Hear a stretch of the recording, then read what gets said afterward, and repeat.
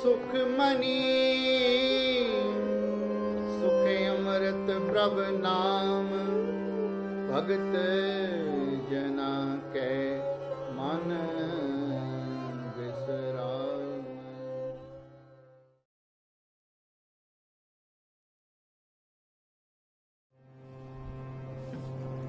वाहे गुरु वाहे गुरु वाहे वाहे गुरु वाहे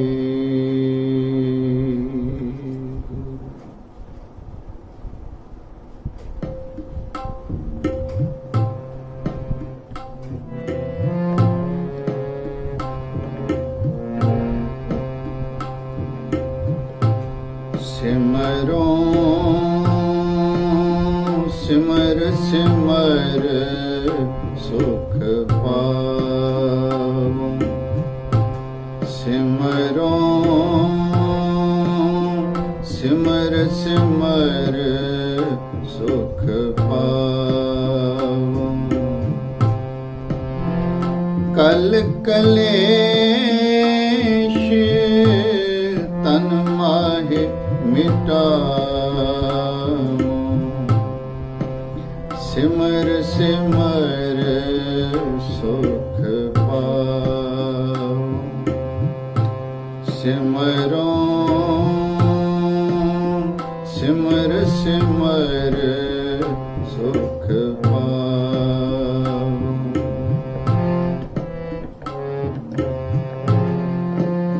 सिमरो जास विश्वभर के नाम जपत अगणित अनेक वेद पुराण सिमृत सुधाख्यर कीने राम नाम एक आख्यर सिमर सिमर सुख पाओ सिमरो सिमर सिमर सुख पाओ कल कलेश तन माहे मिटाओ सिमर सिमर सुख पाओ सिमरो सिमर सिमर सुख पाओ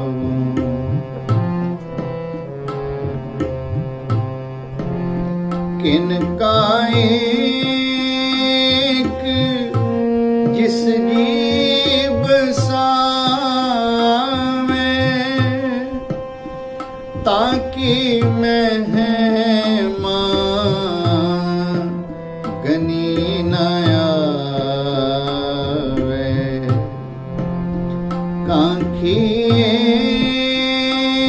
के दर्श तुहारो नानक योन संग मोहे उधारो सिमर सिमर सुख पाओ सिमरो सिमर सिमर सुख पाओ कल कलेश तन माहे मिटाओ सिमर सिमर सुख पाओ।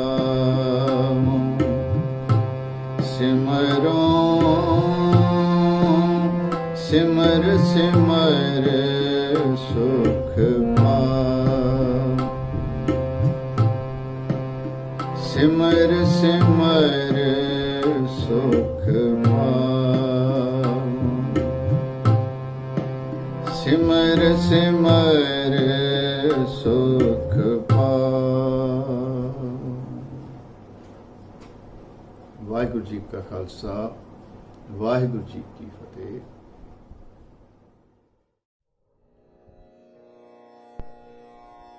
जो हमरी बिद होती मेरे सतगुरा, सा बिद तुम हर जानो आपे।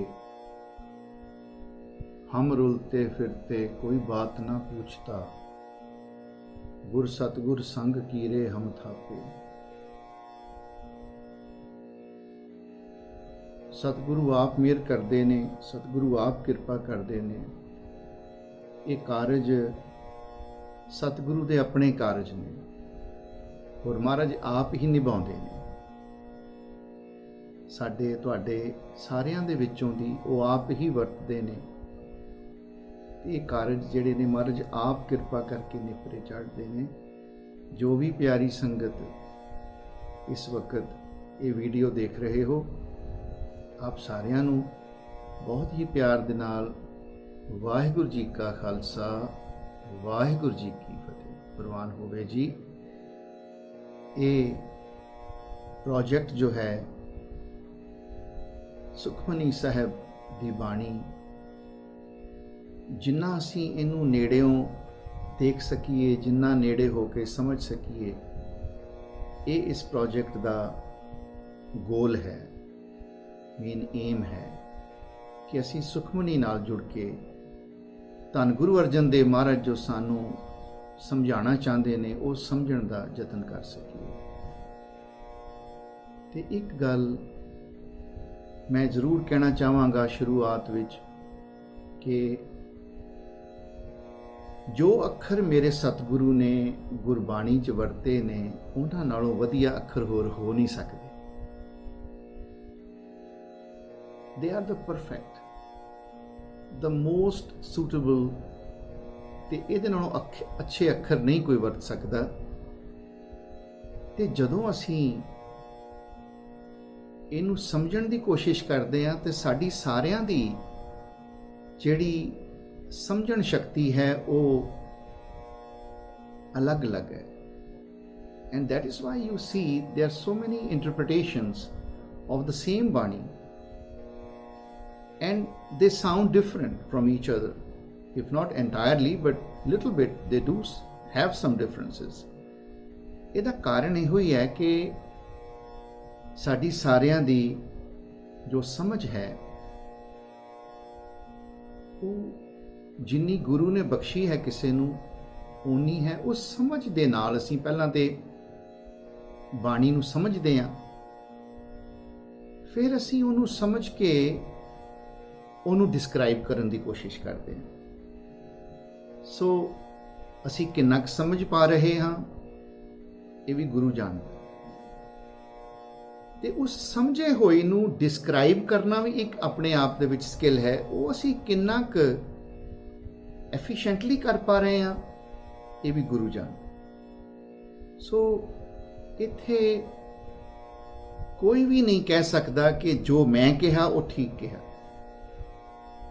ਇਹ ਜਿੱਦਾਂ ਕਿਸੇ ਨੇ ਸਮਝਿਆ ਉਸੇ ਤਰ੍ਹਾਂ ਉਹਨੇ ਉਸ ਐਕਸਪੀਰੀਅੰਸ ਨੂੰ ਬਿਆਨ ਕਰਨ ਦੀ ਕੋਸ਼ਿਸ਼ ਕੀਤੀ ਹੈ।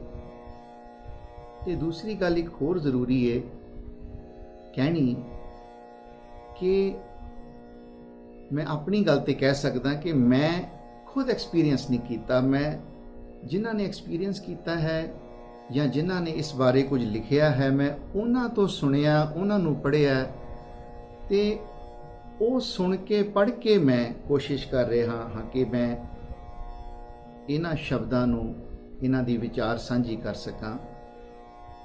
ਮੈਨੂੰ ਆਪਣੀ ਕੋਈ ਕਮਾਈ ਨਹੀਂ, ਮੇਰਾ ਆਪਣਾ ਕੋਈ ਐਕਸਪੀਰੀਅੰਸ ਨਹੀਂ। ਮੈਨੂੰ ਉਹ ਜਿਹੜੇ ਦਰਸ਼ਨ ਦਿਦਾਰਿਆਂ ਦੀ ਗੱਲ ਸਤਿਗੁਰੂ ਕਰਦੇ ਨੇ ਇਸ ਬਾਣੀ ਵਿੱਚ ਉਹ ਨਹੀਂ ਹੋਏ। ਤੇ ਮੈਂ ਵੀ ਕਹਿ ਸਕਦਾ ਕਿ ਮੈਂ जिस तरह मेरे सतगुरु कहते हैं कि सिमरना चाहिए, मैं उस तरह सिमरिया भी नहीं। सो इत्थे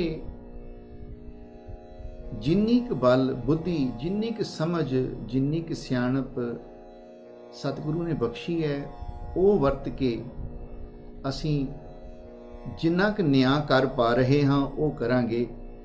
पर इहदे च ये मैं नहीं कह सकता कि जो मैं कह रहा वो बिल्कुल ठीक है। पर एक गल मैं ज़रूर कह सकता कि जो मैं कह रहा ईमानदारी नाल कह रहा, ऑनेस्टी दे नाल कह रहा, क्योंकि जो मैनू जिन्ना क समझ आया मैं वो शेयर कर रहा। सो गुरु महाराज आप ही मेहर करन, आप ही कृपा करन, क्योंकि प्रोजेक्ट भी गुरु दा है ते समझ भी गुरु ने बख्शी हुई है। सो आओ इस बाणी दे नाल जुड़न की कोशिश करिए। बाणी दी जो शुरुआत है वो सरलेख है, गौड़ी सुखमणी महला पंजवां, जिहदे च गौड़ी है राग दा नाम, सुखमणी है बाणी दा नाम, ते महला सानू दसदा भी किहड़े चैनल तो ये बाणी आई है, किहड़े गुरु साहब ने ये बाणी उचारी है, गाई है, ते अगे जिहड़ा नंबर आउंदा है वो गुरु साहब का पता लगता है। ये पंजवीं है तो ये गुरु अर्जन देव महाराज की बाणी है। सो कई बारी लोग कहते हैं जी गौड़ी सुखमणी शायद एक राग का नाम होएगा, बिकॉज महाराज ने गौड़ियां दे विच इसे ही फॉर्मेट नूं यूज़ करते हुए, जिवें गौड़ी पूर्वी महला चौथा आपां पढ़दे हां कीर्तन सोहले दे विच, इसे तरह गौड़ी ग्वारेरी है। सो पूर्वी ते राग है ते गौड़ी पूर्वी, मतलब दिस इज़ अ ब्लेंडेड राग ऑफ गौड़ी एंड पूर्वी। इसी तरह गौड़ी ग्वारेरी जिहड़ी है ये भी एक मिश्रित राग है, गौड़ी का प्रकार है। ते महाराज ने बाणी का नाम इत्थे, ये गुरु की मौज है वैसे, क्योंकि कई थावां ते आपां देखते हैं कि बाणी का नाम पहलां लिखिआ, जिवें सोदर राग आसा महला पहला। सो सोदर बाणी का नाम है, राग आसा ते पहले पातशाह की बाणी। ते कई बारी महाराज ने बाणी का नाम महल्ले तो बाद लिखे, जिवें असीं पढ़ते हैं रामकली महला तीजा आनंद एक ओंकार सतगुर प्रसाद, वो आनंद जिहड़ा है वो बाणी का नाम है। सो ये गुरु की मौज है, गुरु महाराज ने जिस तरह भी लिखिया है, क्यों लिखिया है ये गुरु जानता है, लेकिन गौड़ी सुखमनी नाम का कोई राग नहीं है। ते विद्वानां दा ये मनना है, क्योंकि रहाउ दी तुक विच भी महाराज ने सुखमनी अखर वरतिया, सुखमनी सुख अमृत प्रभ नाम भगत जना के मन विसराम। सो ये बाणी का नाम जिहड़ा ये राग ते महल्ले दे विचकार आया, एक विलक्षणता है इहदे विच। कई थावां ते बाणी का नाम पहलां दिंदे ने महाराज, कई थावां ते अखीर विच दिंदे ने। इत्थे महाराज ने राग तो बाद नाम दिता है, गौड़ी राग है, सुखमनी बाणी का नाम है, महला पंजवां। ये सतगुरु धन गुरु अर्जुन देव सच्चे पातशाह जी की उचारी हुई बाणी है। इस बाणी दे विच 24 सैक्शनस हैं, 24 श्लोक सन, श्लोक ते 24 अष्टपदियाँ हैं। सो एक श्लोक दे नाल एक अष्टपदी है, फिर अगला श्लोक आउंदा है, फिर उहदे नाल दूजी अष्टपदी है। इस तरह 24 श्लोकां दे नाल 24 अष्टपदियाँ हैं। सो असी इस वीडियो सीरीज़ दे विच जो फॉर्मेट वरत रहे हाँ वो ये है कि एक एपीसोड जिहड़ा है वो अद्धी अष्टपदी दे उत्ते फोकस होएगा। सो जिद्दां असीं हुण शुरू करन लगे हाँ, इहदे च पहला श्लोक ते पहली अष्टपदी दे पहले 4 शब्द जिहड़े होणगे उन्हां ते विचार होएगी। ते जिहड़ी अगला एपीसोड होएगा, दूसरा एपीसोड इस सीरीज़ का इंट्रोडक्टरी एपीसोड आप जी देख चुके हो। सो उन्होंने अगर पहला गिनना है तो फिर दूसरा है, पर जिस तरह भी अगर असी अष्टपदी के हिसाब नाल भी देखांगे तो ये जिथे असी विचार शुरू करन लगे हाँ उत्थे ये पहला एपीसोड है। ਇਹਦੇ 'ਚ ਪਹਿਲਾ ਸ਼ਲੋਕ ਤੇ ਪਹਿਲੇ 4 ਸ਼ਬਦ ਅਸ਼ਟਪਦੀ ਦੇ ਅਸੀਂ ਲਵਾਂਗੇ ਅਗਲੇ ਐਪੀਸੋਡ ਵਿੱਚ। ਜਿਹੜੇ ਪਹਿਲੀ ਅਸ਼ਟਪਦੀ ਦੇ ਸੈਕਿੰਡ ਹਾਫ ਜਿਹੜੇ 4 ਸ਼ਬਦ ਨੇ ਉਹਨਾਂ ਤੇ ਵਿਚਾਰ ਆਪਾਂ ਕਰਨ ਦੀ ਕੋਸ਼ਿਸ਼ ਕਰਾਂਗੇ। ਸੁਖਮਨੀ ਸਾਹਿਬ ਦਾ ਬਾਣੀ ਦਾ ਸਿਰਲੇਖ ਗੌੜੀ ਸੁਖਮਨੀ ਮਹੱਲਾ 5ਵਾਂ। ਸ਼ਲੋਕ ਆਉਂਦਾ ਹੈ, ਉਸ ਤੋਂ ਬਾਅਦ ਸਤਿਗੁਰੂ ਕਹਿੰਦੇ ਨੇ, ਫਰਮਾਉਂਦੇ ਨੇ ਕਿ ਸ਼ਲੋਕ ਤੋਂ ਬਾਅਦ ਇੱਕ ਓੰਕਾਰ ਸਤਿਗੁਰ ਪ੍ਰਸਾਦ, ਉਹ ਪਰਮੇਸ਼ਰ ਇੱਕ ਹੈ ਤੇ ਮਿਲਦਾ ਹੈ ਸੱਚੇ ਸਤਿਗੁਰੂ ਦੀ ਕਿਰਪਾ ਦੇ ਨਾਲ।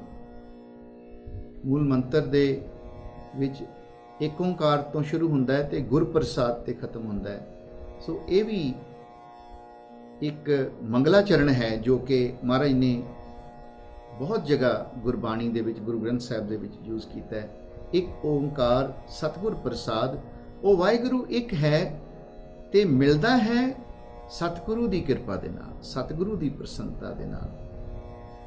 ਤੇ ਅੱਗੇ ਸਤਿਗੁਰੂ ਫਰਮਾਉਂਦੇ ਨੇ ਸ਼ਲੋਕ ਦੇ ਵਿੱਚ, ਪਹਿਲਾ ਸ਼ਲੋਕ ਹੈ ਆਦ ਗੁਰਏ ਨਮः, ਜੁਗਾਦ ਗੁਰਏ ਨਮः, ਸਤ ਗੁਰਏ ਨਮः, ਸ਼੍ਰੀ ਗੁਰੂ ਦੇਵਏ ਨਮः। ਨਮः ਦਾ ਮਤਲਬ ਹੈ ਨਮਸਕਾਰ, ਟੂ ਬਾਓ। ਆਦ ਦਾ ਮਤਲਬ ਹੈ beginning. The Guru who was there in the beginning. Now this beginning is very big window, because ਇੱਥੇ ਮਹਾਰਾਜ ਨੇ ਨਹੀਂ ਕਿਹਾ ਕਿ ਕਾਹਦੀ ਬਿਗਨਿੰਗ, ਕਿਸ ਚੀਜ਼ ਦੀ ਬਿਗਨਿੰਗ। ਇੱਥੇ the beginning, ਉਹਨੇ ਜਦੋਂ ਤੋਂ ਉਹ ਬਣਿਆ, ਜਦੋਂ ਤੋਂ ਉਹ ਹੋਂਦ ਵਿੱਚ ਆਇਆ, ਤੇ ਮਹਾਰਾਜ ਤੇ ਕਹਿੰਦੇ ਨੇ ਆਦ ਸੱਚ, ਜੁਗਾਦ ਸੱਚ, ਹੈ ਵੀ ਸੱਚ, ਨਾਨਕ ਹੋਸੀ ਵੀ ਸੱਚ। ਉਹ ਹਮੇਸ਼ਾ ਸੀ, ਸ਼ੁਰੂ ਤੋਂ ਹੈ। ਜੁਗਾਦ ਸੱਚ, ਜਦੋਂ ਜੁਗਾਂ ਦੀ ਸ਼ੁਰੂਆਤ ਹੋਈ ਉਦੋਂ ਵੀ ਉਹ ਸੀ, ਇਸ ਵਕਤ ਵੀ ਉਹ ਹੈ, ਤੇ ਜਿਹੜਾ ਆਉਣ ਵਾਲਾ ਸਮਾਂ ਫਿਊਚਰ ਹੈ ਉਹਦੇ ਵਿੱਚ ਵੀ ਉਹਨੇ ਹਮੇਸ਼ਾ ਹੀ ਰਹਿਣਾ, ਹਮੇਸ਼ਾ ਹੀ ਹੋਣਾ। ਇੱਥੇ ਸਤਿਗੁਰੂ, ਉਹ ਗੁਰੂ ਜਿਹੜਾ ਸ਼ੁਰੂ ਤੋਂ ਹੈ, ਮੈਂ ਉਹਨੂੰ ਨਮਸਕਾਰ ਕਰਦਾ। ਜੁਗਾਦ ਦਾ ਮਤਲਬ ਹੈ ਜੁਗ ਆਦ, ਜੁਗਾਂ ਦਾ ਆਦ ਮਤਲਬ ਜੁਗਾਂ ਦੀ ਬਿਗਨਿੰਗ। ਯੁੱਗ ਕੀ ਨੇ? ਜੇ ਅਸੀਂ ਪੁਰਾਣੇ ਸਟਰਕਚਰ ਦੇਖੀਏ ਉਹਨਾਂ ਦਾ, ਉਹਦੇ ਵਿੱਚ 4 ਯੁੱਗ ਮੰਨੇ ਜਾਂਦੇ ਨੇ। ਪਹਿਲਾ ਸਤਯੁਗ, ਦੂਜਾ ਤ੍ਰੇਤਾ, ਤੀਜਾ ਦੁਆਪਰ ਤੇ ਚੌਥਾ ਕਲਯੁਗ, ਜਿਹਦੇ 'ਚ ਅਸੀਂ ਹੁਣ ਇਸ ਵਕਤ ਹੈਗੇ ਹਾਂ। ਸੋ ਇਹ 4 ਯੁੱਗ ਜਿਹੜੇ ਨੇ, ਇਹਨੂੰ ਅਸੀਂ ਅਗਰ ਨਾਰਮਲੀ ਸਮਝਣਾ ਹੋਵੇ ਤੇ ਕਹਿ ਸਕਦੇ ਹਾਂ ਕਿ ਜਦੋਂ ਦਾ ਬੰਦੇ ਨੇ ਟਾਈਮ ਨੂੰ ਮੈਜ਼ਰ ਕਰਨਾ ਸ਼ੁਰੂ ਕੀਤਾ ਹੈ, ਜਦੋਂ ਦਾ ਬੰਦੇ ਨੇ ਕੈਲੰਡਰ ਦੇਖ ਲਿਆ, ਕੈਲੰਡਰ ਬਣਾ ਲਿਆ, ਉਦੋਂ ਤੋਂ ਯੁੱਗ ਸ਼ੁਰੂ ਹੋ ਗਏ, ਜਦੋਂ ਤੋਂ ਬੰਦੇ ਨੇ ਸਮੇਂ ਨੂੰ ਪਛਾਣਨਾ ਸ਼ੁਰੂ ਕਰਤਾ। ਸੋ ਜੁਗਾਦ ਦਾ ਮਤਲਬ ਹੈ ਯੁਗਾਂ ਦਾ ਜਿੱਥੇ ਆਦ ਹੁੰਦਾ ਹੈ, ਯੁੱਗ ਜਿੱਥੇ ਸ਼ੁਰੂ ਹੁੰਦੇ ਨੇ। ਸੋ ਉਸ ਤੋਂ ਪਹਿਲਾਂ ਵੀ ਜਿਹੜਾ ਗੁਰੂ ਸੀ, ਮੈਂ ਉਹਨੂੰ ਨਮਸਕਾਰ ਕਰਦਾ ਹਾਂ। ਜਿਹੜਾ ਗੁਰੂ ਯੁਗਾਂ ਦੇ ਸ਼ੁਰੂਆਤ ਤੇ ਵੀ ਸੀ, ਮੈਂ ਉਹਨੂੰ ਵੀ ਨਮਸਕਾਰ ਕਰਦਾ ਹਾਂ। ਸਤਿਗੁਰਏ ਨਮः, ਉਹ ਜਿਹੜਾ ਸਤਿਗੁਰੂ ਹੈ, ਸੱਚਾ ਗੁਰੂ ਹੈ, ਮੈਂ ਉਹਨੂੰ ਵੀ ਨਮਸਕਾਰ ਕਰਦਾ ਹਾਂ। ਤੇ ਸ਼੍ਰੀ ਗੁਰੂ ਦੇਵਏ ਨਮः, ਗੁਰੂਦੇਵ, ਗੁਰੂ ਜੋ ਕਿ ਸਭ ਤੋਂ ਵੱਡਾ ਦੇਵਤਾ ਹੈ। ਗੁਰ ਜੈਸਾ ਨਾਹੀ ਕੋ ਦੇਵ, ਜਿਸ ਮਸਤਕ ਭਾਗ ਸੋ ਲਾਗਾ ਸੇ। ਗੁਰੂ ਵਰਗਾ ਦੇਵਤਾ ਹੋਰ ਕੋਈ ਨਹੀਂ। ਗੁਰੂ ਹੀ ਸਭ ਤੋਂ ਵੱਡਾ ਦੇਵ ਹੈ, ਗੁਰੂ ਹੀ ਸਭ ਤੋਂ ਵੱਡਾ ਪੂਜਣ ਯੋਗ ਹੈ। ਤੇ ਮਹਾਰਾਜ ਕਹਿੰਦੇ ਨੇ ਸ਼੍ਰੀ ਗੁਰੂ ਦੇਵਏ ਨਮः, ਮੈਂ ਉਸ ਸ਼੍ਰੀ ਗੁਰੂ ਦੇਵ ਨੂੰ ਨਮਸਕਾਰ ਕਰਦਾ ਹਾਂ। ਸੋ ਇਹ ਜੇ ਵਿਆਕਰਣ ਦੀ ਸਮਝ ਨਾਲ ਜਾਂ ਅਜੋਕੀ ਜੋ ਇਸ ਵੇਲੇ ਪ੍ਰਣਾਲੀ ਹੈ ਉਹਦੇ ਮੁਤਾਬਕ ਅਸੀਂ ਦੇਖੀਏ ਤੇ ਇਹ ਅਰਥ ਨਿਕਲਦੇ ਨੇ ਇਸ ਪਹਿਲੇ ਸ਼ਲੋਕ ਦੇ। ਲੇਕਿਨ ਅਗਰ ਅਸੀਂ ਸੰਪਰਦਾਈ ਅਰਥ ਇਹਦੇ ਸਮਝਣੇ ਹੋਣ ਤੇ ਉਹਦੇ 'ਚ ਬਹੁਤ ਸਾਰੇ ਸੰਪਰਦਾਈ ਜਿਹੜੇ ਵਿਦਵਾਨ ਨੇ, ਉਹਨਾਂ ਨੇ ਇਸ ਨੂੰ ਇਸ ਤਰ੍ਹਾਂ ਲਿਆ ਕਿ ਗੁਰੂ ਅਰਜਨ ਦੇਵ ਮਹਾਰਾਜ ਨੇ ਪਹਿਲਾਂ ਆਦ ਗੁਰਏ ਨਮः ਇਹ ਗੁਰੂ ਨਾਨਕ ਦੇਵ ਮਹਾਰਾਜ ਨੂੰ ਨਮਸਕਾਰ ਕੀਤੀ। ਜੁਗਾਦ ਗੁਰੇ ਨਮਹਿ ਗੁਰੂ ਅੰਗਦ ਦੇਵ ਮਹਾਰਾਜ ਨੂੰ ਨਮਸਕਾਰ ਕੀਤੀ ਹੈ। ਤੇ ਸਤਿਗੁਰੇ ਨਮਹਿ ਗੁਰੂ ਅਮਰਦਾਸ ਮਹਾਰਾਜ ਨੂੰ ਨਮਸਕਾਰ ਕੀਤੀ ਹੈ। ਤੇ ਸ਼੍ਰੀ ਗੁਰੂ ਦੇਵ ਨਮਹਿ ਗੁਰੂ ਰਾਮਦਾਸ ਮਹਾਰਾਜ ਨੂੰ ਨਮਸਕਾਰ ਕੀਤੀ ਹੈ। ਇਹ ਸੰਪਰਦਾਈ ਇੰਟਰਪ੍ਰੀਟੇਸ਼ਨ ਹੈ ਇਸ ਸ਼ਲੋਕ ਦੀ, ਲੇਕਿਨ ਭਾਵੇਂ ਲੱਗਦੇ ਦੋਨੋਂ ਅਲੱਗ-ਅਲੱਗ ਮੀਨਿੰਗ ਨੇ, ਪਰ ਜੇ ਅਸੀਂ ਸਾਡੇ ਬੇਸਿਕਸ ਜੋ ਨੇ ਸਿੱਖੀ ਦੇ ਉਹਨਾਂ ਦੇ ਮੁਤਾਬਕ ਚੱਲੀਏ ਤੇ ਗੁਰੂ ਵਿੱਚ ਤੇ ਵਾਹਿਗੁਰੂ 'ਚ ਕੋਈ ਫਰਕ ਨਹੀਂ। ਸੋ ਉਹ ਗੁਰੂ ਜਿਹੜਾ ਸ਼ੁਰੂ ਤੋਂ ਹੈ, ਤੇ ਗੁਰੂ ਨਾਨਕ ਦੇਵ ਮਹਾਰਾਜ ਵਾਸਤੇ ਵੀ ਗੁਰਬਾਣੀ ਵਿੱਚ ਆਦਿ ਗੁਰੂ ਅੱਖਰ ਵਰਤਿਆ ਗਿਆ। ਸੋ ਇਹ ਕਿਉਂਕਿ ਗੁਰੂ ਤੇ ਪਰਮੇਸ਼ਰ 'ਚ ਕੋਈ ਫਰਕ ਨਹੀਂ, ਤੇ ਨਾਨਕ ਸੋਧੇ ਸਿਮਰਤ ਵੇਦ ਪਾਰ ਬ੍ਰਹਮ ਗੁਰ ਨਾਹੀ ਭੇਦ। ਗੁਰੂ ਵਿੱਚ ਤੇ ਪਾਰ ਬ੍ਰਹਮ ਪਰਮਾਤਮਾ 'ਚ ਕੋਈ ਫਰਕ ਨਹੀਂ। ਇਹ ਸਾਡੀ ਸਿੱਖੀ ਦੀ ਬੈਕਬੋਨ ਹੈ, ਸਾਡਾ ਸਿਧਾਂਤ ਹੈ, ਕੋਈ ਫਰਕ ਨਹੀਂ ਹੈ। ਔਰ ਇੱਥੇ ਜਿਹੜੇ ਮਰਜ਼ੀ ਤੁਸੀਂ ਉਹਦੀ ਇੰਟਰਪ੍ਰੀਟੇਸ਼ਨ ਦੇਖ ਲਓ, ਭਾਵੇਂ ਸੰਪਰਦਾਈ ਇੰਟਰਪ੍ਰੀਟੇਸ਼ਨ ਦੇਖ ਲਓ, ਤੇ ਭਾਵੇਂ ਉਹਨੂੰ ਤੁਸੀਂ ਜਿਹੜੀ ਅਜੋਕੀ ਵਿਆਕਰਣ ਦੇ ਥਰੂ ਜਿਹੜੇ ਵਿਚਾਰ ਕਰਦੇ ਨੇ, ਸਮਝਦੇ ਨੇ ਬਾਣੀ ਨੂੰ, ਉਹਨਾਂ ਦਾ ਇੰਟਰਪ੍ਰੀਟੇਸ਼ਨ ਦੇਖ ਲਓ। ਇਹਦੇ 'ਚ ਜੇ ਗੁਰੂ ਤੇ ਪਰਮੇਸ਼ਰ ਨੂੰ ਅਸੀਂ ਇੱਕ ਮੰਨਦੇ ਹਾਂ ਤੇ ਇਹ ਇੰਟਰਪ੍ਰੀਟੇਸ਼ਨ ਦੋਨੋਂ ਸੇਮ ਹੀ ਨੇ, ਕੋਈ ਫਰਕ ਨਹੀਂ ਹੈ। ਸੋ ਇਹ ਪਹਿਲਾ ਸ਼ਲੋਕ ਹੈ ਜਿਹਦੇ 'ਚ ਕਿ ਮਹਾਰਾਜ ਗੁਰੂ ਨੂੰ, ਉਸ ਵਾਹਿਗੁਰੂ ਨੂੰ, ਉਸ ਪਰਮਾਤਮਾ ਵਰਗੇ ਗੁਰੂ ਨੂੰ ਨਮਸਕਾਰ ਕਰਦੇ ਨੇ। ਤੇ ਇਹ ਮੰਗਲਾਚਰਨ ਇਹ ਮਹਾਰਾਜ ਨੇ ਵਰਤਿਆ ਹੈ ਪਹਿਲੀ ਅਸ਼ਟਪਦੀ ਦੇ ਲਈ। ਤੇ ਪਹਿਲੀ ਅਸ਼ਟਪਦੀ ਹੁਣ ਜਦੋਂ ਆਪਾਂ ਸ਼ੁਰੂ ਕਰਦੇ ਹਾਂ, ਉਹਦਾ ਪਹਿਲਾ ਸ਼ਬਦ ਆਪਾਂ ਤੇ ਅੱਗੇ ਵਿਚਾਰਦੇ ਹਾਂ। ਅਸ਼ਟਪਦੀ। ਸਿਮਰਉ ਸਿਮਰ ਸਿਮਰ ਸੁਖ ਪਾਵਉ, ਕਲ ਕਲੇਸ਼ ਤਨ ਮਾਹੇ ਮਿਟਾਵਉ। ਸਿਮਰਉ ਜਾਸ ਬਿਸੁੰਭਰ ਏਕੈ, ਨਾਮ ਜਪਤ ਅਗਨਤ ਅਨੇਕੈ। ਵੇਦ ਪੁਰਾਨ ਸਿਮਰਤ ਸੁਧਾਖਰ, ਕੀਨੇ RAM ਨਾਮ ਇੱਕ ਆਖਰ। ਕਿਨਕਾ ਏਕ ਜਿਸ ਜੀ ਬਸਾਵੈ, ਤਾਂ ਕੀ ਮਹਿਮਾ ਗਨੀ ਨਾ ਆਵੈ। ਕਾਂਖੀ ਏਕੈ ਦਰਸ ਤੁਹਾਰੋ, ਨਾਨਕ ਉਨ ਸੰਗ ਮੋਹਿ ਉਧਾਰੋ। ਸਿਮਰੋ, ਇੱਥੇ ਸਿਮਰੋ ਦੇ ਅਖੀਰ 'ਚ ਊੜਾ ਹੈ ਤੇ ਊੜੇ ਨੂੰ ਔਂਕੜ ਹੈ। ਸੋ ਇਹਨੂੰ ਨੇਜ਼ਲ ਸਾਊਂਡ ਦੇ ਨਾਲ ਅਸੀਂ ਪ੍ਰੋਨਾਉਂਸ ਕਰਾਂਗੇ, ਜਿਹਦੇ ਨਾਲ ਇਹਦੇ ਅਰਥ ਹੋਰ ਵੀ ਸਪਸ਼ਟ ਹੋ ਜਾਂਦੇ ਨੇ। ਸਿਮਰੋ, ਮੈਂ ਸਿਮਰਾਂ, ਇਹ ਕਿਸੇ ਬੰਦੇ ਲਈ ਨਹੀਂ, ਇਹ ਆਪਣੇ ਲਈ ਮਹਾਰਾਜ ਕਹਿੰਦੇ ਨੇ। ਅਸੀਂ ਜੇ ਪੜ੍ਹਦੇ ਹਾਂ ਤਾਂ ਸਾਡੇ ਆਪਣੇ ਤੇ ਅਪਲਾਈ ਹੁੰਦਾ ਹੈ ਕਿ ਮੈਂ ਸਿਮਰਾਂ ਤੇ ਸਿਮਰ ਸਿਮਰ ਕੇ ਸੁਖ ਪਾਵਾਂ, ਸੁਖੀ ਹੋ ਜਾਵਾਂ। ਇਹ ਕਿਸੇ ਨੂੰ ਨਹੀਂ ਕਿਹਾ ਕਿ ਤੂੰ ਸਿਮਰ ਤੇ ਤੂੰ ਸਿਮਰ ਸਿਮਰ ਕੇ ਸੁਖ ਹੋ ਜਾ, ਸੁਖੀ ਹੋ ਜਾ, ਨਹੀਂ। ਇੱਥੇ ਜਦੋਂ ਊੜੇ ਦੇ ਥੱਲੇ ਔਂਕੜ ਹੁੰਦਾ ਹੈ, ਉਦੋਂ ਸਿਮਰੋਂ ਕਵਾਂਗੇ, ਤੇ ਜੇ ਰਾਰੇ ਤੋਂ ਬਾਅਦ ਊੜੇ ਦੀ ਜਗ੍ਹਾ ਹਾਹਾ ਹੋਵੇ ਤੇ ਹਾਹੇ ਨੂੰ ਔਂਕੜ ਹੋਵੇ ਤੇ ਸਿਮਰੋ, ਉਹ ਫਿਰ ਕਿਸੇ ਨੂੰ ਜਿੱਦਾਂ ਕੋਈ ਐਡਵਾਈਸ ਕਰਦਾ ਹੈ ਕਿ ਤੂੰ ਸਿਮਰ ਭਾਈ। ਤੇ ਇੱਥੇ ਮਹਾਰਾਜ ਇਹ ਅਰਥ ਇਸ ਤੁਕ ਦੇ ਇਦਾਂ ਨਿਕਲਦੇ ਨੇ ਕਿ ਸਿਮਰੋਂ ਸਿਮਰ ਸਿਮਰ ਸੁਖ ਪਾਵੋ, ਕਿ ਮੈਂ ਸਿਮਰਾਂ ਤੇ ਮੈਂ ਸਿਮਰ ਸਿਮਰ ਕੇ ਸੁਖ ਪਾ ਲਵਾਂ, ਸੁਖੀ ਹੋ ਜਾਵਾਂ।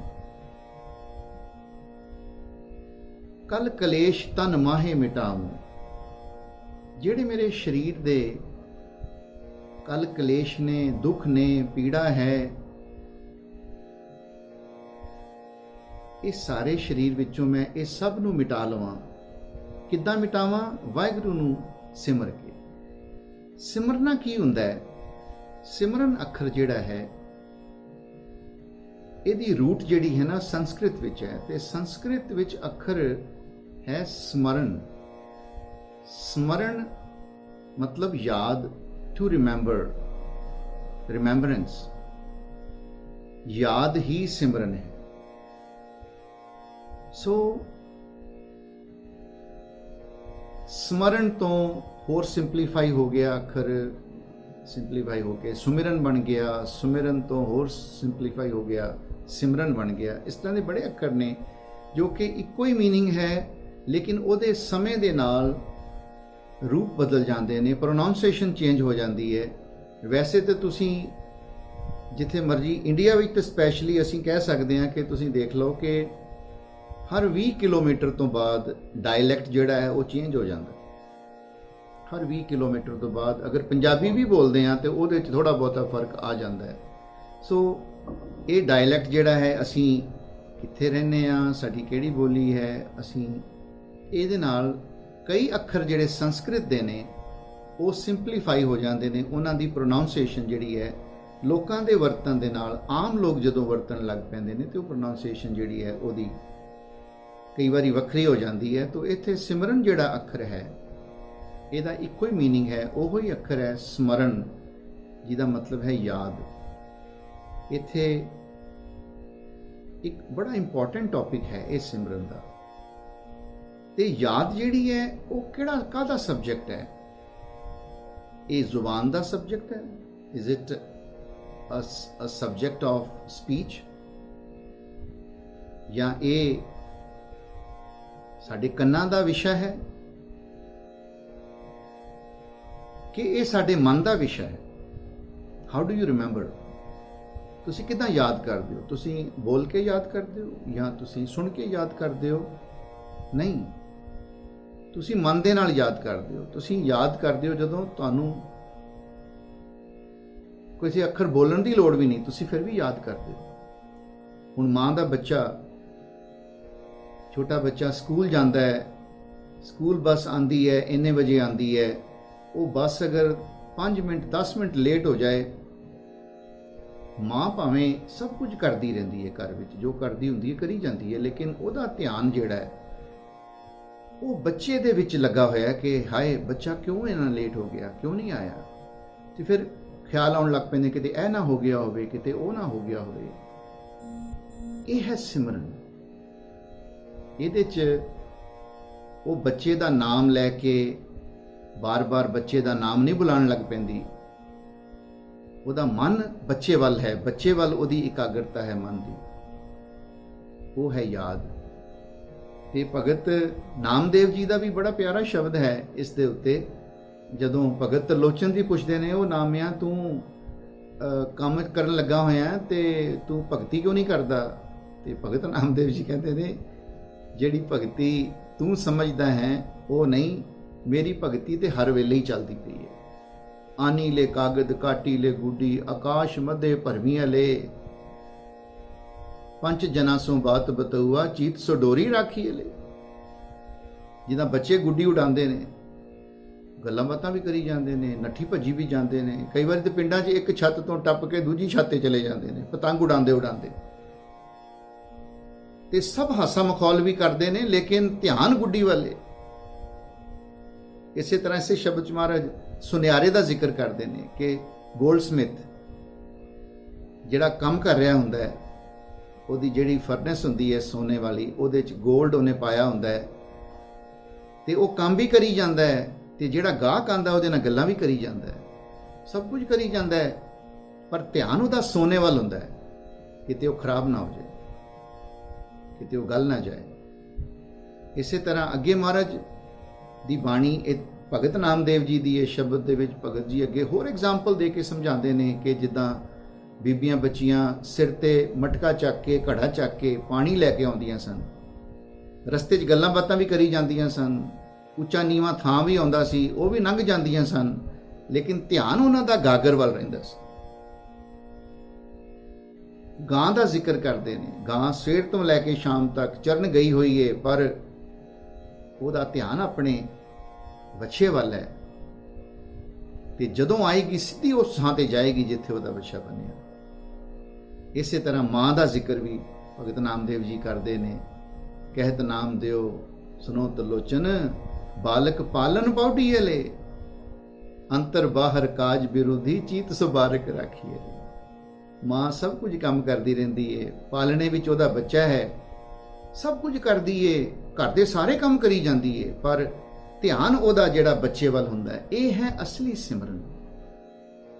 ਧਿਆਨ ਵਾਹਿਗੁਰੂ ਵੱਲ ਰਵੇ ਤੇ ਕੰਮ ਤੇ ਸਾਰੇ ਬੰਦਾ ਕਰੀ ਜਾਵੇ। ਜ਼ਰੂਰੀ ਨਹੀਂ ਹੈ ਕਿ ਚੌਂਕੜਾ ਮਾਰ ਕੇ ਬੈਠ ਕੇ ਹੀ ਸਿਮਰਨ ਹੁੰਦਾ। ਕਈ ਵਿਦਵਾਨ, ਕਈ ਮਹਾਂਪੁਰਖ ਕਰਦੇ ਨੇ ਪ੍ਰੇਰਨਾ ਕਿ ਤੜਕੇ ਉੱਠੋ, ਸਵੇਰੇ ਉੱਠੋ, ਜਿੰਨੇ ਵਜੇ ਨਾਰਮਲੀ ਉੱਠਦੇ ਹੋ ਉਸ ਤੋਂ ਪਹਿਲਾਂ ਉੱਠੋ, ਇਸ਼ਨਾਨ ਕਰਕੇ, ਸਵੱਛ ਹੋ ਕੇ, ਸੁਚੇਤ ਹੋ ਕੇ, ਚੌਂਕੜਾ ਮਾਰ ਕੇ, ਰੀੜ ਦੀ ਹੱਡੀ ਸਿੱਧੀ ਕਰਕੇ ਤੁਸੀਂ ਵਾਹਿਗੁਰੂ ਦਾ ਜਾਪ ਕਰੋ, ਬਾਣੀ ਪੜੋ, ਨਿਤਨੇਮ ਕਰੋ, ਕਿਉਂਕਿ ਉਹ ਵੇਲਾ ਜਿਹੜਾ ਹੈ ਉਦੋਂ ਕੰਮ ਦੀ ਫਿਕਰ, ਕੰਮ ਦੇ ਖਿਆਲ, ਹੋਰ ਕਿਸੇ ਤਰ੍ਹਾਂ ਦੀ ਕੋਈ ਡਿਸਟਰਬੈਂਸ ਨਹੀਂ ਹੁੰਦੀ ਤੇ ਬੰਦਾ ਜਿਹੜਾ ਕਰਨ ਵਾਲਾ ਉਹ ਪੂਰੀ ਤਰ੍ਹਾਂ ਮਨ ਟਿਕਾ ਕੇ ਕਰ ਸਕਦਾ ਹੈ। ਉਹਦਾ ਆਪਣਾ ਇੱਕ ਮਹੱਤਵ ਹੈ। ਲੇਕਿਨ ਅਗਰ ਕੋਈ ਕਹੇ ਕਿ ਮੈਂ ਉਦੋਂ ਹੀ ਸਿਮਰਨ ਕਰਨਾ ਹੈ ਤੇ ਮੈਂ ਸਾਰਾ ਦਿਨ ਨਹੀਂ ਕਰਨਾ, ਤੇ ਇਹ ਵੀ ਨਹੀਂ, ਇਹ ਗੁਰਮਤ ਨਹੀਂ। ਗੁਰਮਤ ਵਿੱਚ ਜੋ ਸਾਨੂੰ ਸਤਿਗੁਰੂ ਸਿੱਖਿਆ ਦਿੰਦੇ ਨੇ, ਸਤਿਗੁਰੂ ਦੀ ਬਾਣੀ ਸਿੱਖਿਆ ਦਿੰਦੀ ਹੈ, ਉਹ ਤੇ ਹੈ ਸਾਸ ਸਾਸ ਸਿਮਰੋ ਗੋਬਿੰਦ, ਮਨ ਅੰਤਰ ਕੀ ਉਤਰੇ ਚਿੰਤ। ਇਹ ਤਾਂ ਹਰ ਇੱਕ ਸਵਾਸ ਦੇ ਨਾਲ, with every breath we have to remember him, we should remember him, we should thank him for whatever he has given to us। ਇਹ ਸਿਮਰਨ ਉਹਦੀ ਯਾਦ ਹੈ। ਇਹ ਜ਼ੁਬਾਨ ਦਾ ਵਿਸ਼ਾ ਨਹੀਂ, ਇਹ ਕਿਸੇ ਭਾਸ਼ਾ ਦਾ ਵਿਸ਼ਾ ਨਹੀਂ, ਇਹ ਸੁਣਨ ਦਾ ਵਿਸ਼ਾ ਵੀ ਨਹੀਂ, ਇਹ ਕਿਸੇ ਸਰੀਰ ਦੇ ਪੋਸਚਰ ਦਾ ਵਿਸ਼ਾ ਵੀ ਨਹੀਂ, ਇਹ ਮਨ ਦਾ ਵਿਸ਼ਾ ਹੈ। ਇਹ ਜਿਹੜਾ ਪਿਆਰ ਹੈ, ਜਿਹਨੂੰ ਅਸੀਂ ਯਾਦ ਕਰਦੇ ਪਏ ਹਾਂ, ਉਹਦੇ ਨਾਲ ਸਾਡਾ ਕੀ ਰਿਲੇਸ਼ਨ ਹੈ, ਇਹ ਉਹ ਵਿਸ਼ਾ ਹੈ।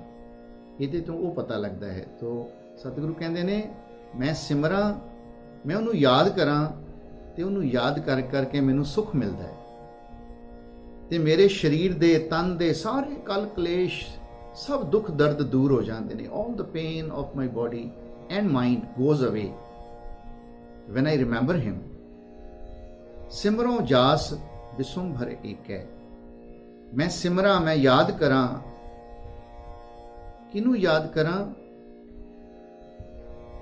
ਉਹ ਬਿਸੁੰਭਰ ਨੂੰ ਯਾਦ ਕਰਾਂ। ਬਿਸੁੰਭਰ ਅੱਖਰ ਇੱਥੇ ਲਿਖਿਆ ਮਹਾਰਾਜ ਨੇ। ਇਹਦਾ ਵੀ ਜੋ ਅਸਲੀ ਸੰਸਕ੍ਰਿਤ ਵਿੱਚ ਵਰਡ ਹੈ ਉਹ ਹੈ ਵਿਸ਼ਵੰਭਰ। ਵਿਸ਼ਵੰਭਰ, ਵਿਸ਼ਵ ਨੂੰ ਭਰਨ ਵਾਲਾ। ਇਸੇ ਤਰ੍ਹਾਂ ਵਿਸ਼ਵਨਾਥ ਵੀ ਵਾਹਿਗੁਰੂ ਲਈ ਆਉਂਦਾ ਨਾਮ, ਕਿ ਪੂਰੇ ਵਿਸ਼ਵ ਦਾ ਮਾਲਿਕ, the master and creator of the entire universe. ਤੇ Vishvambhar is the one who fills the universe. ਜੋ ਦੁਨੀਆ ਵਿੱਚ ਸਾਡੀਆਂ ਸਾਰੀਆਂ ਲੋੜਾਂ, ਸਾਡੀਆਂ ਜੋ ਸਾਨੂੰ ਚਾਹੀਦਾ ਹੈ, ਸਭ ਕੁਝ ਸਾਨੂੰ ਦੇਈ ਜਾਂਦਾ ਹੈ। ਹੀ ਕੀਪਸ ਔਨ ਫਿਲਿੰਗ ਇਟ। ਵਿਸ਼ਵੰਭਰ, ਵਿਸ਼ਵ ਨੂੰ ਭਰਨ ਵਾਲਾ, ਭਰਦਾ ਰਹਿੰਦਾ ਹੈ, ਉਹ ਪਾਈ ਜਾਂਦਾ ਹੈ, ਸਭ ਦੀਆਂ ਲੋੜਾਂ ਪੂਰੀਆਂ ਕਰੀਆਂ ਜਾਂਦਾ ਹੈ। ਐਸਾ ਮਾਲਿਕ ਹੈ ਜਿਹੜਾ ਇੱਕੋ ਹੀ ਹੈ, ਪਰ ਉਹ ਜ਼ਿਆਦਾ ਨਹੀਂ ਹਨ, ਇੱਕੋ ਹੀ ਹੈ। ਸਿਮਰੋਂ ਜਾਸ ਬਿਸੁੰਭਰ ਏਕੈ, ਉਹ ਇੱਕੋ ਹੀ ਹੈ। ਤੇ ਨਾਮ ਜਪਤ ਅਗਨਤ ਅਨੇਕੈ। ਉਹਦਾ ਨਾਮ ਜਪਦੇ ਨੇ ਬਹੁਤ ਸਾਰੇ ਲੋਕ, ਅਣਗਿਣਤ ਲੋਕ, ਜਿਨ੍ਹਾਂ ਨੂੰ ਕਾਊਂਟ ਨਹੀਂ ਕੀਤਾ ਜਾ ਸਕਦਾ। ਅਨੇਕੈ ਮਤਲਬ so many of them। ਅਗਨਤ ਮਤਲਬ ਕਾਊਂਟਲੈਸ ਨੰਬਰ। ਉਹ ਇੱਕੋ ਹੀ ਹੈ ਜੋ ਸਾਰੇ ਜਗਤ ਨੂੰ ਪਾਲਦਾ ਹੈ, ਪੂਰੇ ਵਿਸ਼ਵ ਨੂੰ ਪਾਲਦਾ ਹੈ। ਮੈਂ ਉਹਨੂੰ ਯਾਦ ਕਰਾਂ ਤੇ ਮੈਂ ਇਕੱਲਾ ਹੀ ਨਹੀਂ ਹਾਂ ਜੋ ਯਾਦ ਕਰਦਾ ਹਾਂ, ਉਸ ਇੱਕ ਪਰਮਾਤਮਾ ਨੂੰ। ਬੜੇ ਨੇ ਉਹਦਾ ਨਾਮ ਜਪਣ ਵਾਲੇ, ਅਣਗਿਣਤ ਨੇ, ਬੇਸ਼ੁਮਾਰ ਨੇ, ਇਨਿਊਮਰੇਬਲ ਨੇ, ਅਨੇਕ ਹੈ। ਤੇ ਅੱਗੇ ਮਹਾਰਾਜ ਫਰਮਾਉਂਦੇ ਨੇ ਵੇਦ ਪੁਰਾਨ ਸਿਮਰਤ ਸੁਦਾਖਰ। ਬੜੇ ਵਿਦਵਾਨਾਂ ਨੇ ਵੀ ਉਹਨੂੰ ਬੜਾ ਯਾਦ ਕੀਤਾ ਹੈ। ਉਹਨਾਂ ਨੇ ਵੀ ਵੇਦ ਲਿਖੇ ਨੇ, ਪੁਰਾਣ ਲਿਖੇ ਨੇ, ਸਮ੍ਰਿਤੀਆਂ ਲਿਖੀਆਂ ਨੇ। ਇਹ ਪੁਰਾਣੇ ਟੈਕਸਟ ਨੇ, ਪੁਰਾਣੇ ਗ੍ਰੰਥ ਨੇ। ਤੇ ਸ਼ੁੱਧ ਅੱਖਰ, ਸੋਹਣੇ ਸੋਹਣੇ ਸਵਾਰੇ ਸ਼ੁੱਧ ਸ਼ੁੱਧ ਅੱਖਰਾਂ ਦੇ ਨਾਲ ਉਹਨਾਂ ਨੇ ਲਿਖੇ ਨੇ। ਪਰ ਇੱਕ ਗੱਲ ਜ਼ਰੂਰ ਹੈ ਕਿ ਕੀਨੇ ਰਾਮ ਨਾਮ ਇੱਕ ਆਖਿਰ। ਇਹ ਉਸ ਇੱਕ ਪਰਮਾਤਮਾ ਦੇ ਨਾਮ ਦਾ ਹੀ ਪਸਾਰਾ ਹੈ। ਇਹ ਜਿਹੜੀ ਸਮਝ ਹੈ, ਇਹ ਵਿਦਿਆ ਹੈ, ਇਹ ਗਿਆਨ ਹੈ, ਇਹ ਵਾਹਿਗੁਰੂ ਤੋਂ ਹੀ ਫਲੋ ਹੁੰਦਾ ਹੈ।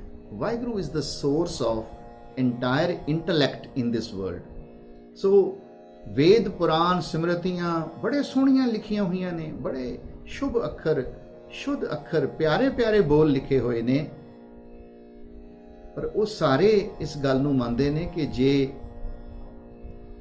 ਕੋਈ ਇੱਕ ਹੈ ਕੋਈ ਇੱਕ ਅੱਖਰ ਹੈ, ਉਹ ਹੈ ਪਰਮੇਸ਼ਰ ਦਾ ਨਾਮ। ਉਹ ਇੱਕੋ ਹੈ, ਉਹਦਾ ਹੀ ਪਸਾਰਾ ਹੈ। ਇਹਨਾਂ ਸਾਰਿਆਂ ਨੂੰ ਇੱਕ ਪਾਸੇ ਕਰ ਦਿਓ ਤੇ ਪਰਮੇਸ਼ਰ ਦਾ ਨਾਮ, ਰਾਮ ਨਾਮ ਦਾ ਇੱਕ ਅੱਖਰ ਇੱਕ ਪਾਸੇ ਕਰ ਦਿਓ, ਤੇ ਜਿਹੜਾ ਵਾਹਿਗੁਰੂ ਦਾ ਨਾਮ ਹੈ, ਪਰਮਾਤਮਾ ਦਾ ਨਾਮ ਹੈ, ਉਹਦੀ ਵੈਲਿਊ ਜ਼ਿਆਦਾ ਹੈ, ਕਿਉਂਕਿ ਇਹ ਸਾਰੇ ਉਹਦੇ ਤੋਂ ਹੀ ਤਾਂ ਪੈਦਾ ਹੋਏ ਨੇ।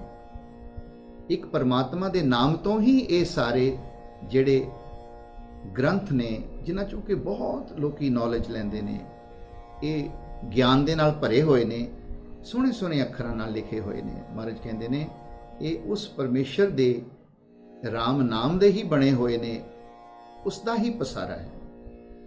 ਅੱਗੇ ਮਹਾਰਾਜ ਫਰਮਾਉਂਦੇ ਨੇ, ਕਿਨਕਾ ਏਕ ਜਿਸ ਜੀ ਬਸਾਵੈ ਤਾਂ ਕਿ ਮਹਿਮਾ ਗਨੀ ਨਾ ਆਵੇ। ਕਿਨਕਾ ਹੁੰਦਾ ਹੈ ਸਮਾਲ ਪਾਰਟੀਕਲ, ਅਸੀਂ ਪੰਜਾਬੀ ਚ ਕਿਣਕਾ ਕਹਿੰਦੇ ਹਾਂ।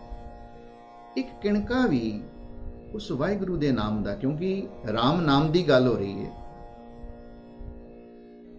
ਤੇ ਉਸ ਰਾਮ ਨਾਮ ਦਾ ਇੱਕ ਕਿਣਕਾ, ਇੱਕ ਛੋਟਾ ਜਿਹਾ ਪਾਰਟੀਕੂਲੇਟ ਵੀ ਅਗਰ ਕਿਸੇ ਦੇ ਹਿਰਦੇ 'ਚ ਵਸ ਜਾਵੇ, ਕਿਸੇ ਦੇ ਅੰਦਰ ਵਸ ਜਾਵੇ,